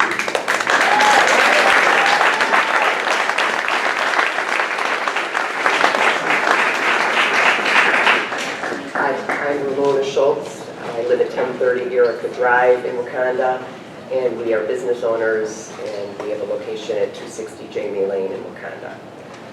We've been residents for just under 20 years, and this is my first meeting. I've been keeping in touch by email and reading, and I'm very disappointed with what I'm hearing.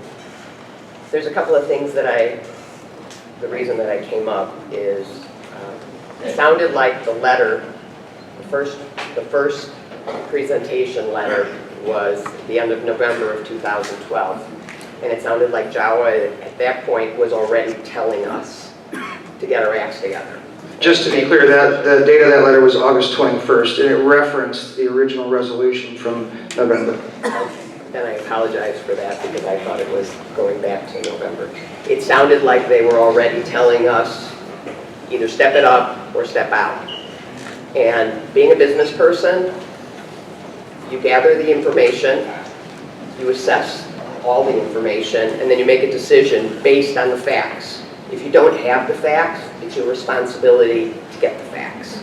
All of you, every one of you has a job. When you're saying, I'm assuming, I'll take you at your word when you're saying you believe in service, and I assume you're a Christian speaking like that, and I will take you at your word.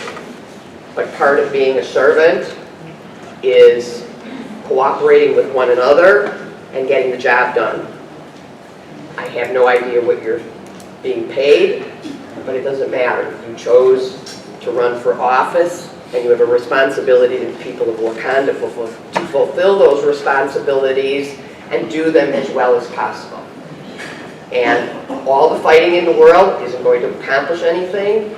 It's a shame that we are disrespected in a business community. It's an embarrassment. I'm a business person, and my reputation is everything. This is a great town. A lot of people that live in that don't know this town, when they move to this town, they're like, wow, this is really a great town. But we're not operating as professionals. We need to get the facts. And you know what? If we need to humble ourselves and you as, regardless, you get the credit. If the job is well done, you get the credit. But if it fails, you take the heat. That's the deal. You know, you wanted the job, you got it, you were elected. I respect the office, but it's your responsibility to get along with people. Now, it doesn't mean that they're right and you're wrong or vice versa. All it means is you need to get along with people and get the best job done for the city. I don't know how that's able to be done, but if you have to take hat in hand at this point and humble yourself, then you need to do that. And the same with everybody else. If we can walk it back, we should try. I really think that sounds, from everything that I'm hearing and everything that I've read, it sounds like they are the best option only because they're the furthest advanced. So if that's the case, let's walk it back. This is not undoable. They are professionals.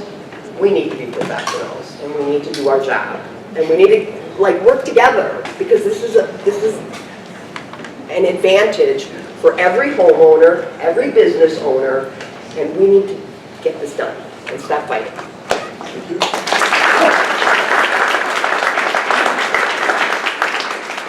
My name is Mike Novello for 1832 Northwoods Court, Wauconda.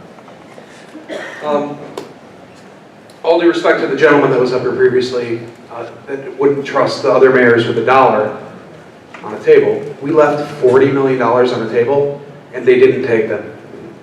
I found that quite telling. They didn't want to work with us. I sat in a lot of the meetings, and I told you, I just rebought my house here, right? Lake Michigan water is critical to the home value and the investment that I've made in Wauconda, and you told me you're going to do your best. I don't think we did our best. I'm disappointed, agreed. And other meetings you had said, you had spoken to 5, 6 members, things are looking okay, the communication lines are open. I'm getting a very different picture from the other board meeting members here. I've been sitting back, I felt like the decision. Just to clarify that too, my perception on what we talked about, or what I was asking for was, hey, are we going to be given an audience when we come to your board meeting? That was what I had expected, right? And they did say that. And they'll say that today, and, as in fact they did say that today when I talked to them again and said what happened. And, the group went with what the board consensus was, right? So one person held out, and that's the one person I had lunch with, right? So it's not like I don't know how to talk to people. It's not like I can't have a relationship with somebody. It's that they had another agenda there, and obviously with not being given information from my own board, we got to work this out because it's very challenging circumstances. Well, you were the point person in the negotiations, so you would have been giving information to the board, not the other way around, okay? No, Actually, please, that's not the case. Give me my moment to speak, okay? Sure. Thank you. It's clear to me that either you weren't giving accurate information to us, the citizens, at the board meetings, or you were misinterpreting the information. I'm not here to call anybody a liar, but you had told me the negotiations were going well, that you spoke to all these people, and you're saying you only had lunch with one person. You need more lunches, all right? Well, no, we did talk to them on the phone just to clarify that, and the other one was a lunch. So just to be clear, though, too, I'm not the point person in these negotiations. It depended on the meeting who was the point person. There's a variety of different meetings. So the only meeting that we had, which I said was a really good meeting, all parties involved said it was a really good meeting. I mean, what was your impression of the meeting that we had on was the 5th, John? Or Trustee Barbini? That's the one with Daryl Lennis and Mike Ellis when they came and met with us. They met with our team. And did you think, what was your impression? Do you think that was a good meeting, a very positive meeting? Yes, I thought it was positive. Obviously, something changed between September 5th and a week ago Wednesday. What it was, I don't know, but we sure were surprised. I think everybody is going around, as far as the board is concerned, and explained, our position on that. I don't think I can add any more. Isn't what changed that you just didn't pass the resolution? I mean, that's exactly what I was told today, that they saw the not passing the resolution as a rejection of the offer. And what we, as I read earlier, what we discussed in the board meeting was, hey, if we don't have the information, it's a difficult position to vote on it without having the information. In the discussion I had today with one of the mayors, they said that they see it as a collaborative process and that you work through it piece by piece by piece. Right? That wasn't our understanding. That this was a guaranteeing that we're going to be in for we're all in basically type of deal. So that was the concern, that was the discussion, and what we had agreed to, and like I said was a unanimous consensus, was that we would put out the second letter saying that we want to soften our communication by not having this confrontational approach, right? So obviously this confrontational approach is put a lot of people on edge, and it's bled over to here. So we have serious issues here, and our communication is at the center of it. And so you're right that it was perceived that way. By not passing that resolution, it was perceived as a rejection of their services. And something I want to be clear, you brought up multiple times that we didn't have the final agreement, so we couldn't sign off on it. But this was a resolution for a letter of intent, similar to what high schoolers sign when they say they're going to go to a certain college. Is that correct or not correct? I don't feel qualified for that one. Let me ask the attorney. What did this resolution of intent? Having signed one of those national letters of intent for the NCAA, it's similar. It's a preliminary document. Yes. So we spent 3 years negotiating which association we think, or reviewing which association we think was the best fit for us. All indications were it was CLCJAWA, and all they asked is for us to say we intend to work with you, right? And we didn't do that. And I think that's a failure. I think it's a failure for you and Wauconda in general. I'm disappointed that it didn't happen. I think that we need to make amends. I like what I've heard from the board tonight. The last piece was you talked about how you revisit your techniques when it comes to personnel decisions. And I'd like to know from the mayor when you plan to take a vote for the interim police chief. So at this point, there's no need to do that because he's in the job and he's doing a good job. So it's not going to. There's no need to bring that up again. Where's that respect you talked about for the process? I thought we were looking at the process and you were respecting the process. Right, and that process was carried out.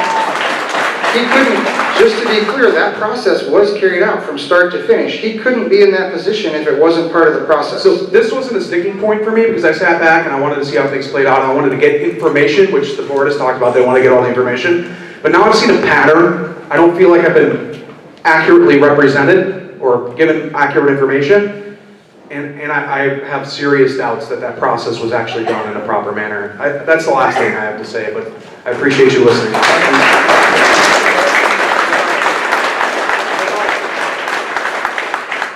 So as I said before, when you're looking at the process that we used for our planning team, everyone got the information. You know, the emails are available. You can see they went to everyone, and I have comments from everyone. And that's the thing. When you say, hey, what are your thoughts? Send me your editorial commentary, right? And they answer you back with their editorial commentary. Now they have added to that document, and they are part of that document. And that occurred throughout this Lake Michigan water process on every single document that came through, every single one. And I had comments from, if not everyone, on every one of those, most of them, right? So everyone had a hand in the deal. I still take the responsibility, as I said. I take responsibility for the whole team, right? But to be clear, because this is an integrity issue, you know, that every single person on the planning team saw every single document, for sure. And that they saw it in a timely manner. Right, so that's a fact that nothing was ever withheld. People had their input, and that input was taken into account and made the final documents that went out. So these letters that I read to you earlier were created in that fashion, right? So this was our communication to CLCJAWA. So if, you know, I take responsibility for it. This was written by everyone, and it was approved by the board, by a vote, period. That's the facts of the matter. So, yes, I see everyone's frustrated. I see things have taken a turn for the worse. However, the process was followed, and it was a fair process. I just had one more comment to clarify.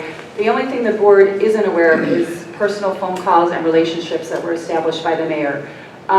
There's just a few things to keep on track here. I got a response back from somebody on September 5th, one of the mayors.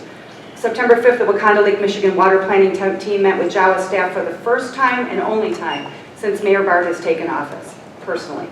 They were told the main parts of the agreement recapture would not be negotiated and that our board was ready to move on, which we all knew. We saw it. You guys were taking the benefit of the doubt because you're listening to something. To be clear, though, it wasn't just me that met, because I've never met by myself. It was the planning team. the only time since you took over. That's what I said. It was the team, but the first time since you took office. Okay. That's not relationship building. And then this gentleman goes on to say, I told him on 9/17, now this is a personal phone call, that the JAWA board was firm on this deadline. I knew it. Everybody that was at the meetings, just by reading it, knew it. We just knew it. And we mentioned that, and we kept mentioning it. But again, that phone call, so you know, was in the presence of that planning team. I was in the planning team room, and they were privy to that conversation. The details of it were crystal clear. Great. Perfect.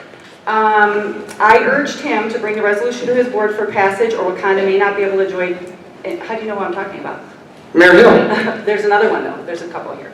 I also had our attorney quickly put together a complete draft of the admissions agreement at our expense for the mayor and trustees to review and emailed it to Mayor Bart on 9/20. This was not necessary since the trustees were not being asked to vote on the admissions agreement.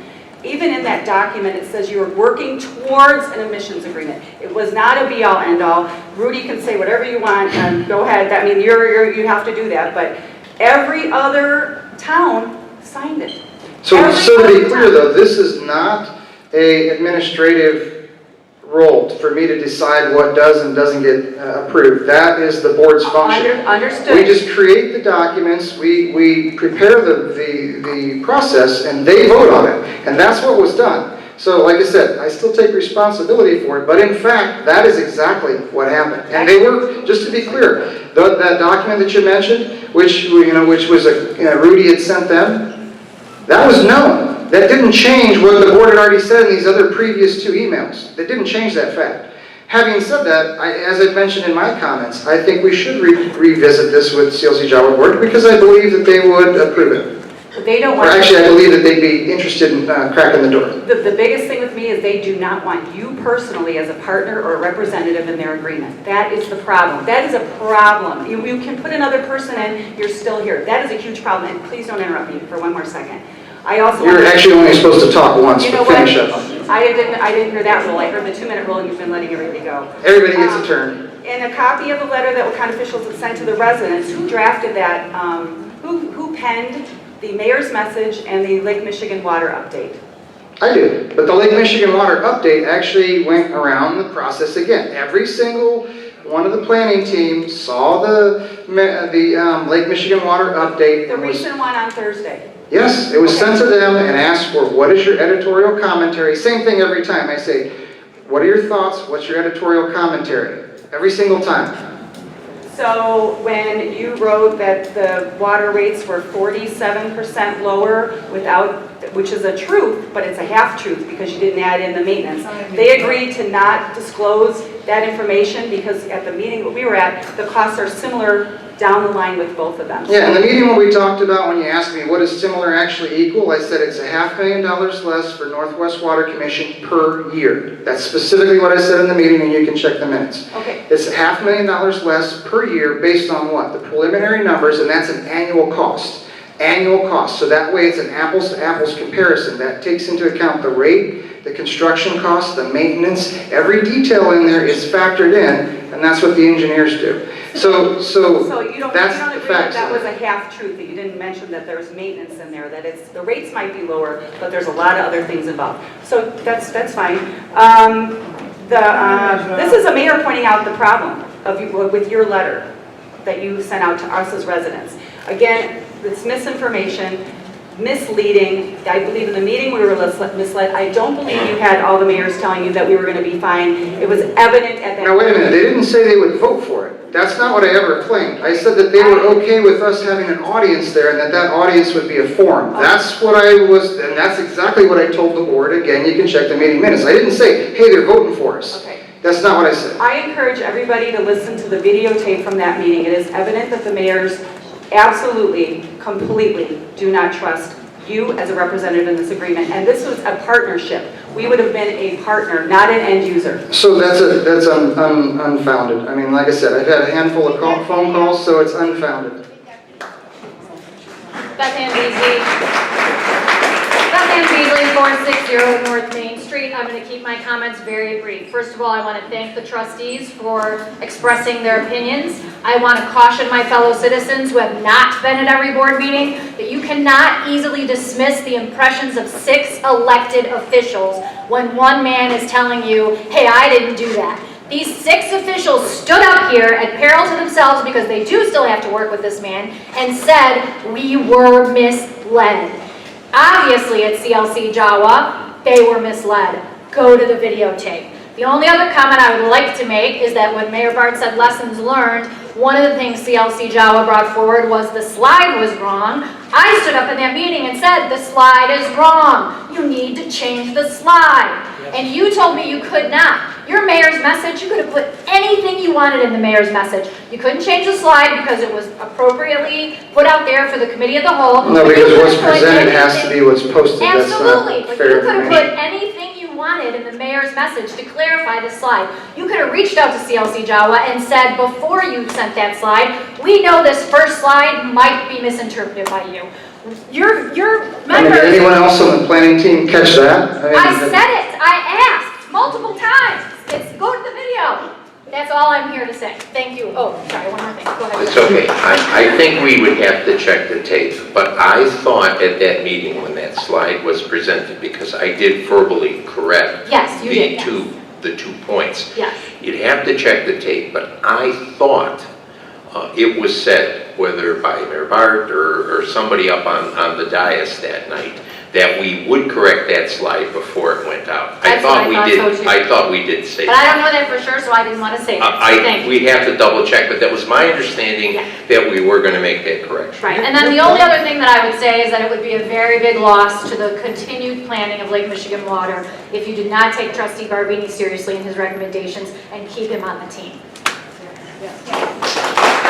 Just to be clear too, as I said, I think very highly of John, and this dispute aside, I have, only have good things to say. And the bottom line is I did request that of him already, that he wants to be involved. But you also have to understand that we have spent a ridiculous amount of time on this, as elected officials, going to all these extra meetings, and it puts a lot of burden on him. So when somebody wants to spend time with their family and they don't want to put all this extra time in, I can respect that, and I believe that that's a rational reason for not wanting to do that. It's taken a lot of time, which is one of the reasons why we got to move to the full-timers, because they're not, otherwise occupied. They can focus their efforts on this.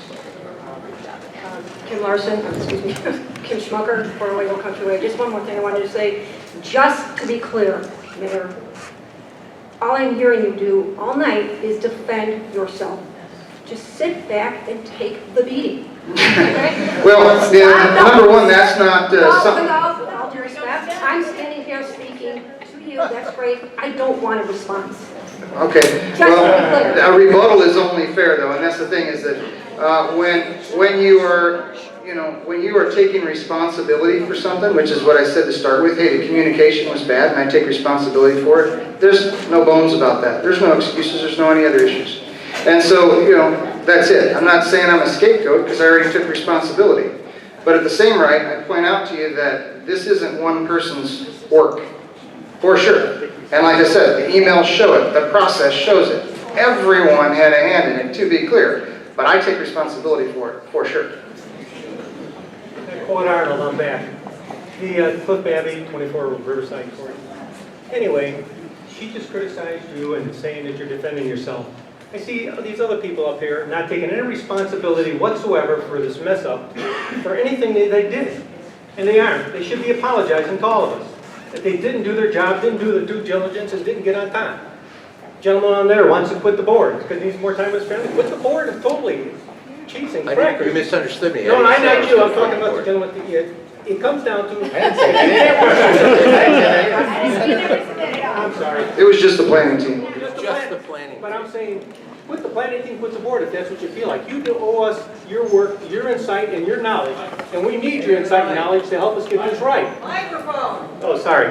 We need your insight and knowledge to get this right. I don't want you quitting the planning team. I want you speaking up and doing your job is what I want you to do. I want all of you to get up and do your job. Quit griping about stuff. Take the blame. This is not a one-man effort to lose this or get this screwed up. And it's not lost yet. This isn't lost yet at all. We might even get a better deal with Northwest. We might get back what y'all want. You didn't come to the meeting. No, I did go to the meetings, ma'am. And also, what I mentioned before, this lady over here calling all the mayors and everything, who put her on the negotiating team, I'd like to know. What the heck? She's pointing their minds with statements, I'm sure, that we don't have any access to and aren't written anywhere. And there's been other people that stuck their nose in it too, negotiating on their own, not through our board. We don't need that. This board, our planning commission, needs to do the research and do the work. Not individual citizens stepping up and say, hey, we don't like our mayor, we'll get rid of him. Hang in there. I don't know what she said. I don't know what any of these people said. But you guys get up and do your work. I want you to stay there. You know what's going on. You've been there for the whole time. You got it?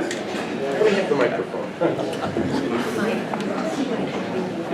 I appreciate your confidence. I just feel the process would go a lot better if staff did it, okay? If staff does the process, because I come from a profession where staff does the work and you report to the board for policy. I think when board members are sitting on groups like that, the board member or a mayor, the potential for things to become politicized is high. I'm not saying it did. I'm saying, and I stand by my remarks, I think the information that we received was not as accurate. Maybe it was just a misconception as it should have been. We talk about timely communications. I'm going to tell you something. This is a draft of that admissions agreement. From what I understand, it was sent to Mayor Bart on Friday, September 20th. I believe that was a Friday, okay? That did not reach the planning team until Monday, September 23rd at 9:34 a.m. The agenda for our Tuesday board meeting had already been set. There's a 48-hour rule to put something on an agenda. Had this gotten out sooner, perhaps the board looking at it, not the plan team, the board looking at it could have said, okay, let's put the resolution on the agenda so we can act on it and follow the appropriate timing of the Open Meetings Act.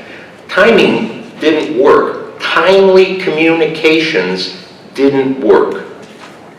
That's in that one instance, sir. One thing I want to point out on that, though, this is something that's unique with this. This is something that's unique because this particular email that I referred to, which came out, it has to be so you can post it, so that's a weekday.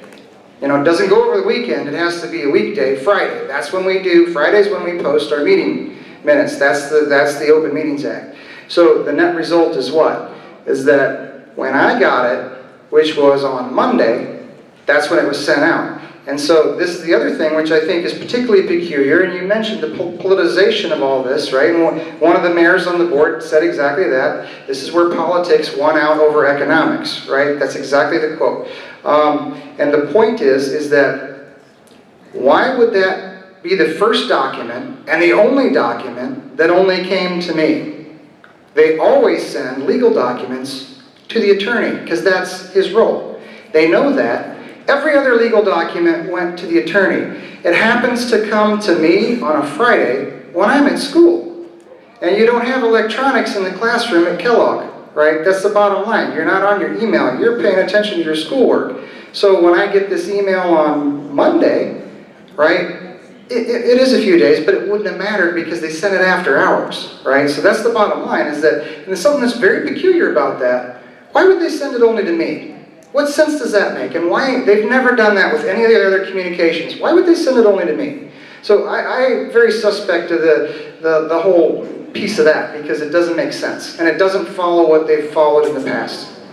Just to rebuttal, or not rebuttal, to reply to your claim about getting in the time, even if you received it Friday night at 10 o'clock, you didn't have 48 hours to post it at that point on a weekday basis. There was no way to get it on the agenda at that point when he received it. Sure, we could have. We had 48 hours. Yeah, it doesn't Weekdays. Rudy, is it weekdays or is it days of the week? It's 48 consecutive hours, no matter what days they fall. So he could have got it on Sunday then?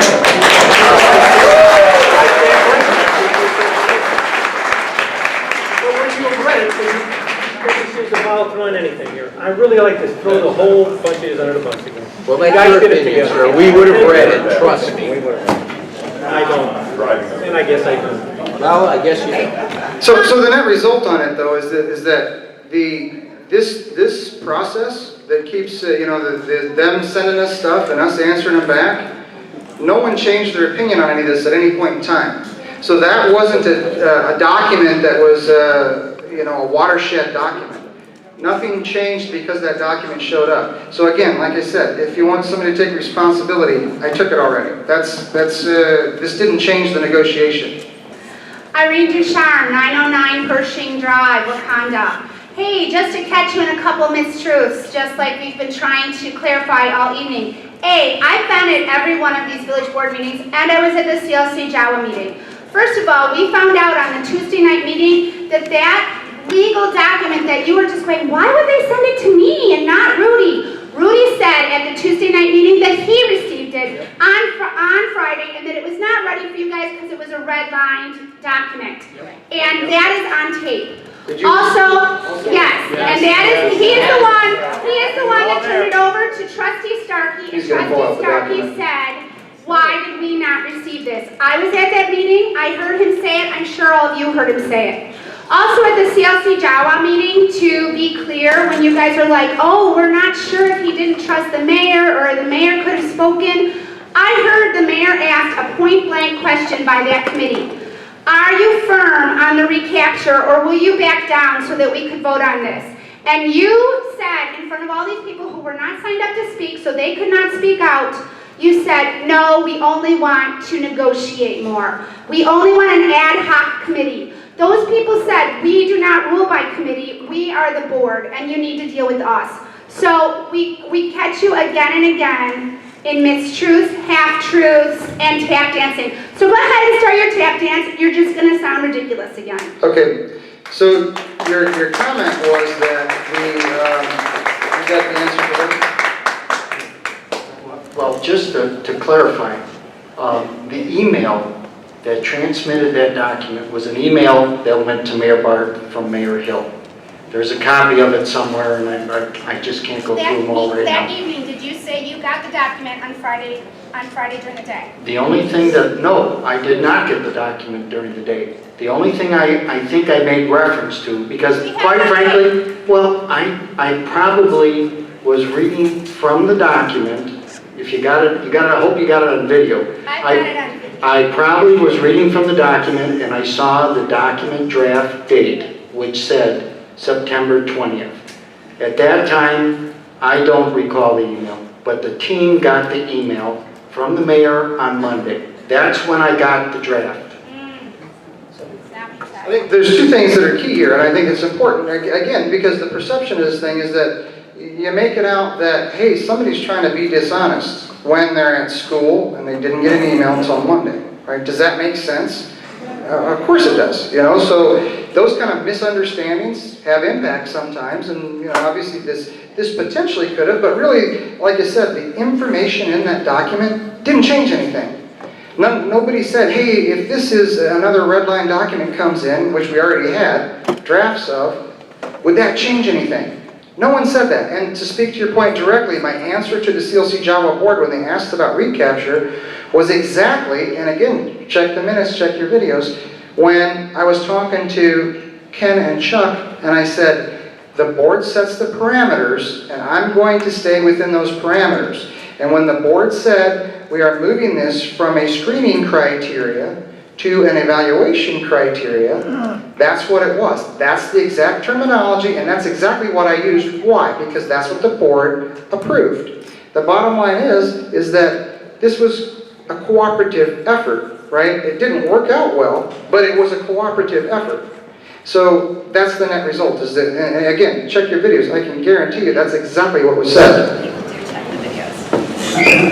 YouTube, Wauconda for Wauconda. Hi, my name is Steve Diol. I'm at 532 Meadowview Drive in Wauconda. I'm not a political appointee like the gentleman that was up here, Mr. Babbey, and I did support you in the election, but this is not controversial. I'm not here to argue. I would like to thank the board. Unlike what Mr. Babbey said, I do have faith in you. It took a lot to stand up here and say what was on your mind. I know how organizations work, and there can be issues with communication. I'm hoping you guys can get it together.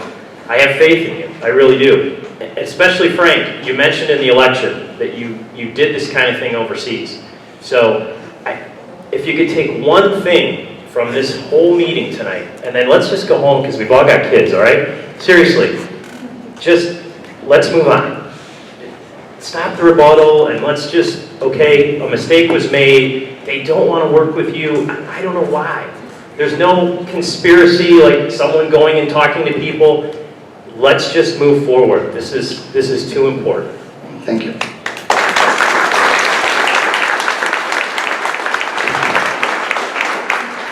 Mr. Mayor, trustees, I'm Nick Sauer. I'm the county board member that represents Wauconda, but I don't live in Wauconda. I actually live in Lake Barrington, so 416 Old Barn Road for the record.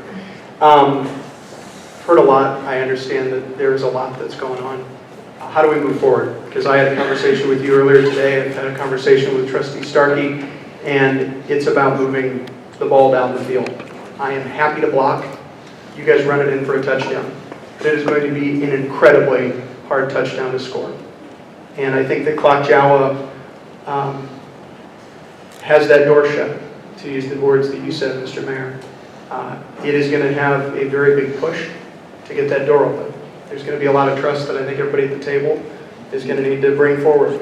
And I will do all I can to support that. It's going to be a lift, as we talked about today, Mr. Mayor, to lift that up. But thank you for the service that you do.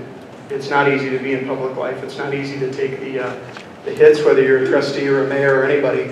But let's move forward, do the right thing, and get Wauconda water. I think one in the hand is worth two in the bush. Appreciate that.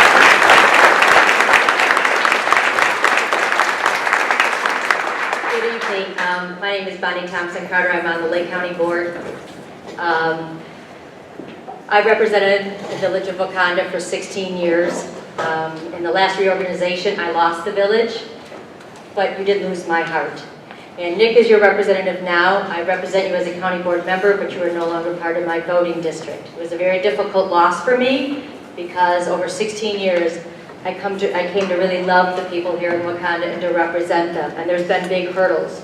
And one of the biggest hurdles we had that we had to work through was the Superfund site and the contamination of private wells that were in the unincorporated area. And I think Trustee Knight, you were the only one on the board now that actually went through that, where we had residents who could no longer, at that time, brush their teeth, drink their water, take a shower, wash their clothes, and were very, very much afraid. You have just under 500 wells that have come off of the aquifer now. Nobody knows where that plume is moving. Nobody knows how fast it's going. What I know deep in my heart is you're one moment away from having your municipal well contaminated, and you never know when that's going to happen. The people here in Wauconda understand it. They know the significance of having Lake Michigan water. When that episode happened many, many years ago, Lake Michigan hookup was not an option. There were no allocations available at the time. Because of the efforts of many communities, especially the city of Chicago, tightening up their water lines, an allocation actually became available. When the county, Lindenhurst, and Lakeville were working on the option of getting Lake Michigan water, I said, wait a minute, what about Wauconda? What about Volo? What about Fox Lake? Get them to the table. I knew you had a Superfund site. I knew Volo, as their deep wells are so bad that in 2015 they're going to be hauling their sludge across the country to dispose of it. I know what the cost is going to be to the residents. Your mayor at the time came and we all started working together. At one point, the planning group separated for the north and the west, and we had Volo and Wauconda together. CLCJAWA could only do one or the other. They didn't have the capacity in the lines to do everybody.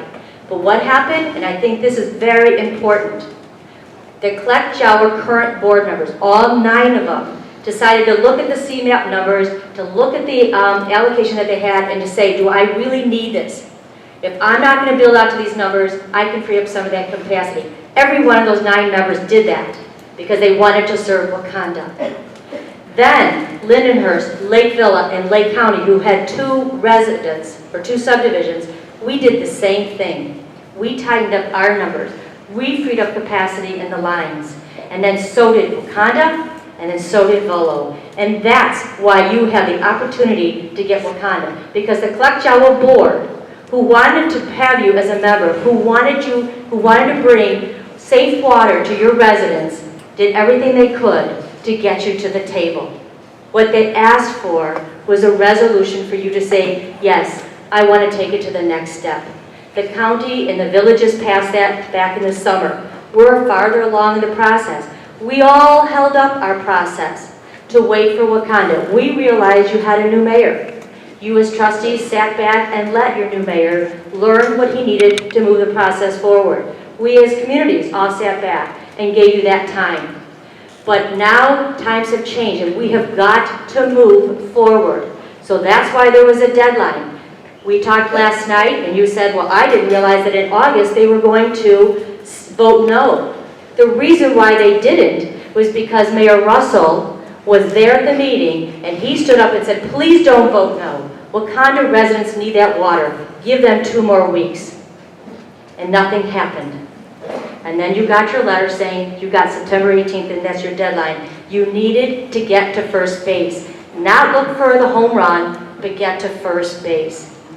I'm very disheartened by what I've heard here tonight. Wauconda is one of the most fabulous counties, or cities, in this entire county.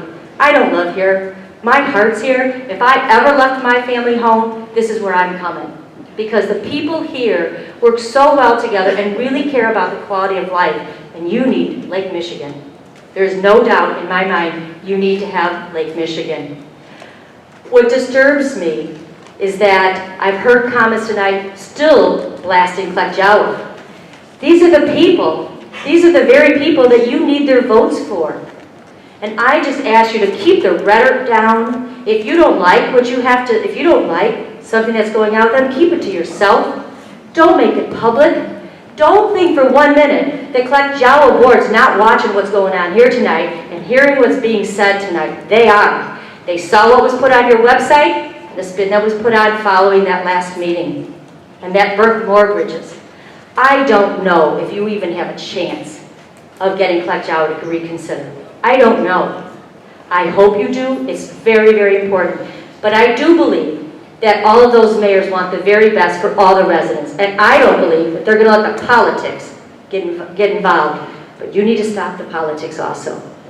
And I really mean that for every one of you. I don't mean to embarrass you or to upset you. I've always spoken from my heart. I've always made it very clear. You have a very tough job to do.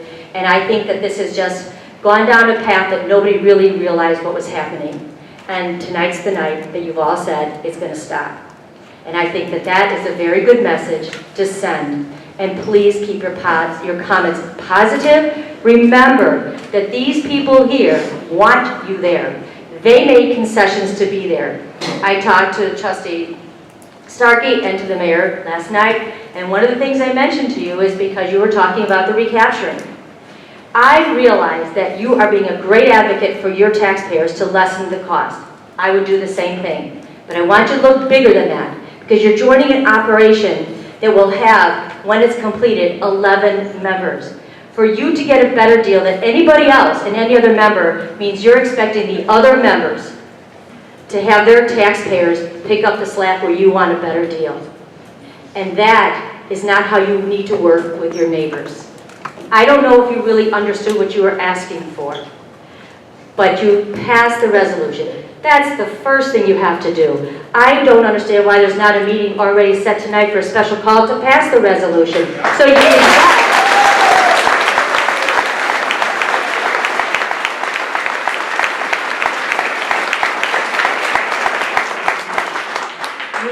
pass the resolution. You need to let CLCJAWA know you got your act together, you did it wrong starting off, but you know what you've done wrong, and you want to amend the fences, and you want to become a member. Start that process, start the communication. I can't open up that door, but I will be there to help you in every step that I can. I believe in you. I believe that the people in Wauconda need this, deserve it. Your business people need to have this. The one thing that is going to be so easy for you to market all your vacant places along Route 12 is that you got Lake Michigan water. Because if you don't have it, they're going to go to Volo, who's going to have it, or they're going to go south. So you need this. You want economic development, you need Lake Michigan water. I implore you, whatever help I can give you, I will give you. But you're the only ones. You are the only ones that can open up that door at CLCJAWA. No one else can do it but you. Thank you. Thank you.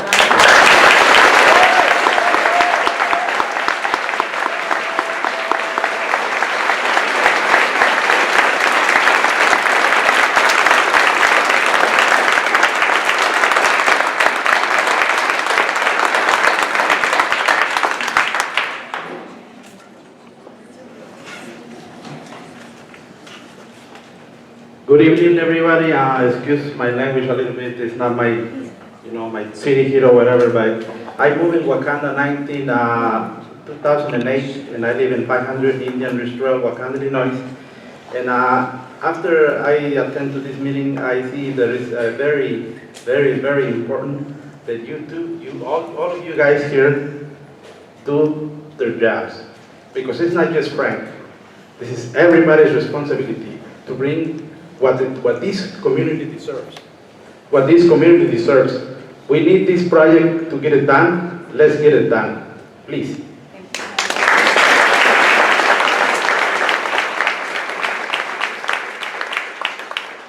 So I think you'll see when we talk, I mean, we've never varied from having the same goals. And that's what's kind of odd about this, is because we're working on the same goals. We're working in parallel, actually. And that's part of the problem amongst ourselves, is our communication amongst ourselves. We're having conversations with the same representatives for the same reasons, for the same goal. So we share that same goal, and regardless regardless of politics, because really that's what it comes down to. Regardless of the politics, we're trying to work to the same goal, and we are commissioned to work together. That's the whole point. So water's a strategic asset, right? We know that Lake Michigan water's a strategic asset. We need it to be competitive in the area. We've always had that goal. No one here has varied from that. So we'll do our best efforts to improve our communication.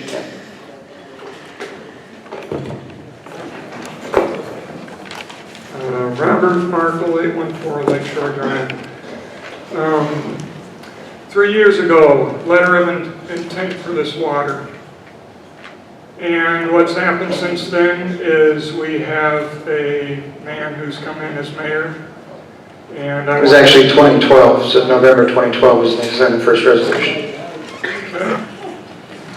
And before you ran for office, you had said that you didn't want to be mayor necessarily, but there were people that wanted you to become mayor. Neighbors. Possibly. You would never tell us the entities or the people putting you into office, and you have a smile and you're doing a lot of power play tonight. I just want to put that out there. I don't know whether it's possible for us to have a no vote of confidence with the mayor or impeachment. I don't know, to keep them out, at least keep Mayor Bart out of the process of the water negotiations. Look, I mean, the bottom line in this is that we know it was a close election, right? That's the bottom line. There was 2% difference, right? That's what this representation has got to see, that we know that there's a mayor for 4 years, there's trustees for 4 years. We know that we have to work together. That's the bottom line. And there's nothing that changes that, and that's the bottom line. This is a letter intent of 3 years going towards the culmination of... It was 2012. November 2012 was in the first resolution, so it's not 3 years. I don't know the full details on that. Thank you.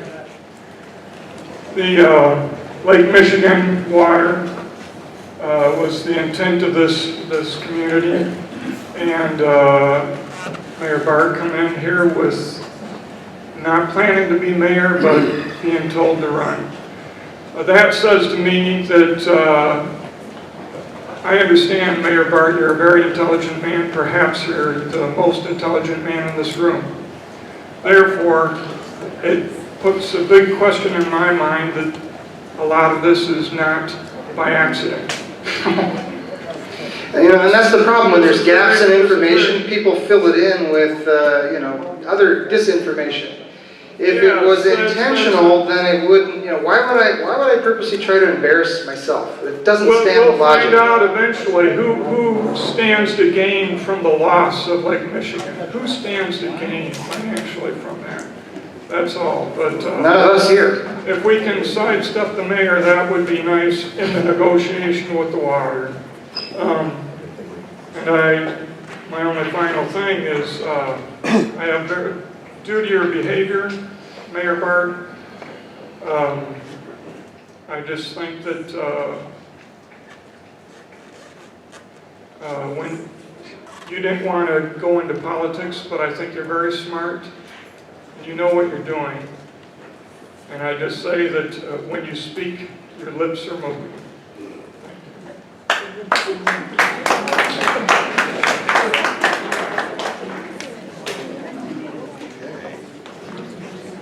Would anyone else like to make comment?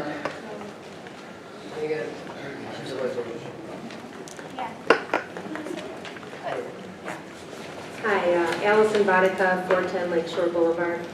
I just had a question about the CLCJAWA meeting. I understand that you didn't get the document in time to post it for a vote, but you're saying that you did have it by Monday morning, and that meeting was Wednesday night, so that still was not within the time frame? Or could you have Monday morning, when you received that document, as this was a board meeting for you all, in addition to them, couldn't you have added it as something that could be voted on had Sure. that meeting gone south? Yeah, we could have, and that's the thing is that that's my point that I said earlier. If this was such an important document, when it was circulated to the team, then people would have said, hey, this really changes everything. No one had that perception of that, right? That's the thing about it. So could we have done that? Yes, we could have done that. And also we could have, had some action taken there after that vote. But we were not prepared for that. We were surprised. I mean, we were not ready for that. We were surprised. At the Tuesday night meeting, though, you had even said you did not think that them going to a vote was going to happen, that you thought that this was the next step in the negotiation. I heard you basically imply to the board that this meeting was the next step. We're going to do our presentation. They're going to give us a little more time. Right. That was the impression. But obviously, a misimpression. As a fail-safe, it wouldn't have hurt to put it on that you could have voted it at that point. Sure. But like I said, the team had it. Going south right from the start. You're right. My stomach was just going like this, and it was into my toes, sitting there, watching all of this happen. And I also sat there at that board meeting. It was a very open and frank discussion happening within that board. Had you, for one moment, just said, can we just wait 1 second? Can you give my board a moment to step outside, have a discussion? They asked about timelines, and you had nothing clear. They said you had no new information in your slideshow. You could have raised your hand and said, look, I see where this is going. We did not have a chance to vote on this because we did not get it until late in the day on Friday. Would you just give us 1 more week? You never shortened your timeline. They referenced an email from you that said 90 days, and then there was a whole nother block that was months down the line. I think you had an opportunity at that board meeting where it was a very open, frank, and honest communication going on to just say, hold on, please just give us 1 more week. At no point did anybody step up and say that. And I think that that is really the missed opportunity. Now you're going back, on your hands and knees, where had you just stepped up and said, just 1 moment. They would have just put a pause in the meeting and let you go out and have a conversation. I guarantee it. And that was a very disappointing thing for me to witness on both Tuesday and Wednesday of last week. And I got to say, just on the after talk, once we reviewed what happened, what was brought up was it appeared that their mind was already made up, right? So your point's taken. We could have. You could have said something. Sure, we could have. If your mind was made up, it would have boded well for Wauconda's reputation to just say, can we just have 1 more moment? We misunderstood what was going on here. And I think that that's where things are falling apart and where people are so disheartened in what's going on. Yeah. Because you had a very simple opportunity to step up and say something, and you didn't. Just because their impression was going one way, you always have an opportunity to sway something. Sure, and your point's taken that we could have said something. I'm just giving you what our mindset was so you understand what's behind it. Again, I don't think that anybody on the board felt like they didn't get a chance to say something. If they really wanted to say something, probably could have there. They would have let us speak. It didn't come to mind is the point. But could we have done that? We certainly could have. It didn't come to mind because it was a freight train that was just... Yeah, you're right. We were shocked by the outcome, absolutely. So I'd like to ask if you would please, if you're trying to get in good with them, now's the time. Can you please put it on for a vote? Yeah, that's actually what was my suggestion and my mayor's message was that we do that. So. Hi, my name is Rick Glavey. I live at 525 Indian Ridge Trail. And my question to the board is, the entire board, is why would you put reclamation in there? Say that again? Why would you put that reclamation in there as a negotiating chip? Oh, we can... Recapturing in there as a negotiating chip. Who in their right mind would vote for that?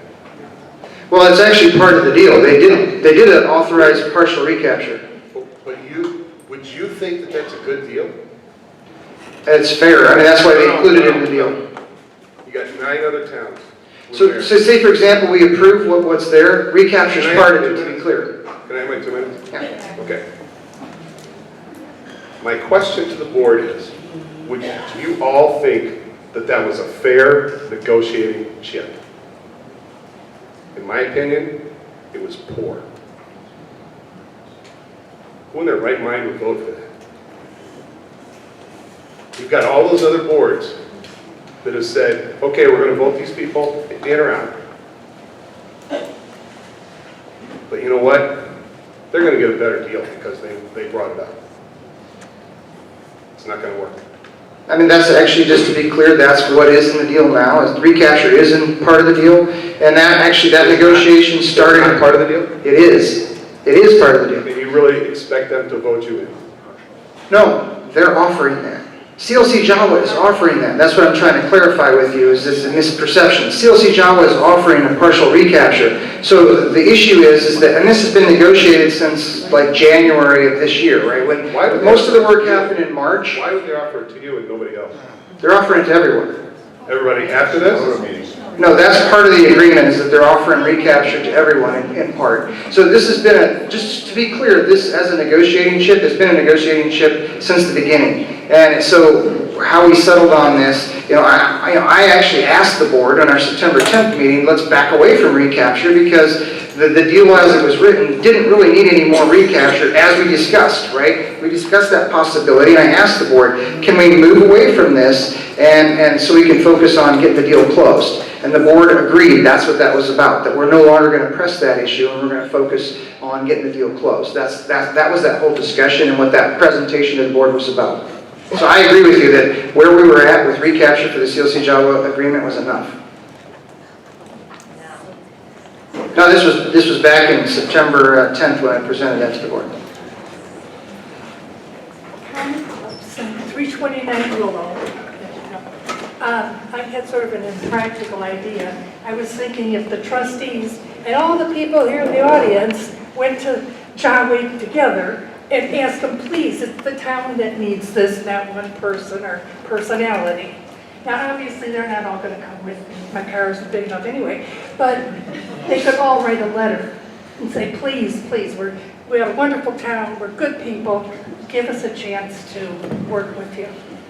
And they have expressed some sign that they may do exactly that, and that's what this discussion has been about with all these different members. But to be honest and straight about this is there is one that has said that ship has sailed, right? So in this revisit, we're going to have to address each and every one of these members because you have to have a unanimous vote in order to be admitted. Now, if the rest of the other 8, then they'll probably come with us. Is that reasonable to think? Maybe so. That may be so, but maybe it's not too. So not sure. It's an unknown. We have a chance at it, and the bottom line is that we've all said the same thing. We're all thinking the same thing. We just got to start working together and communicating together to get the job done in an effective way.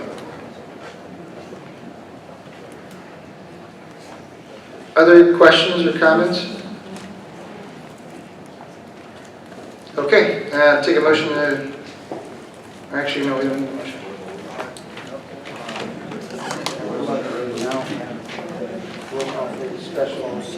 We have to, yeah. Okay, so motion to go into closed session.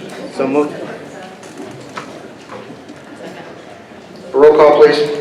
Trustee Knight? Yes. Trustee Barbini? Yes. Trustee Starkey? Yes. Trustee Arnswald? Yes. Trustee Black? Yes. Trustee Burke? Yes. Okay. No, back. Yeah, there will be no action taken after closed session, and closed session is going to reconvene back at Village Hall. Adjourned.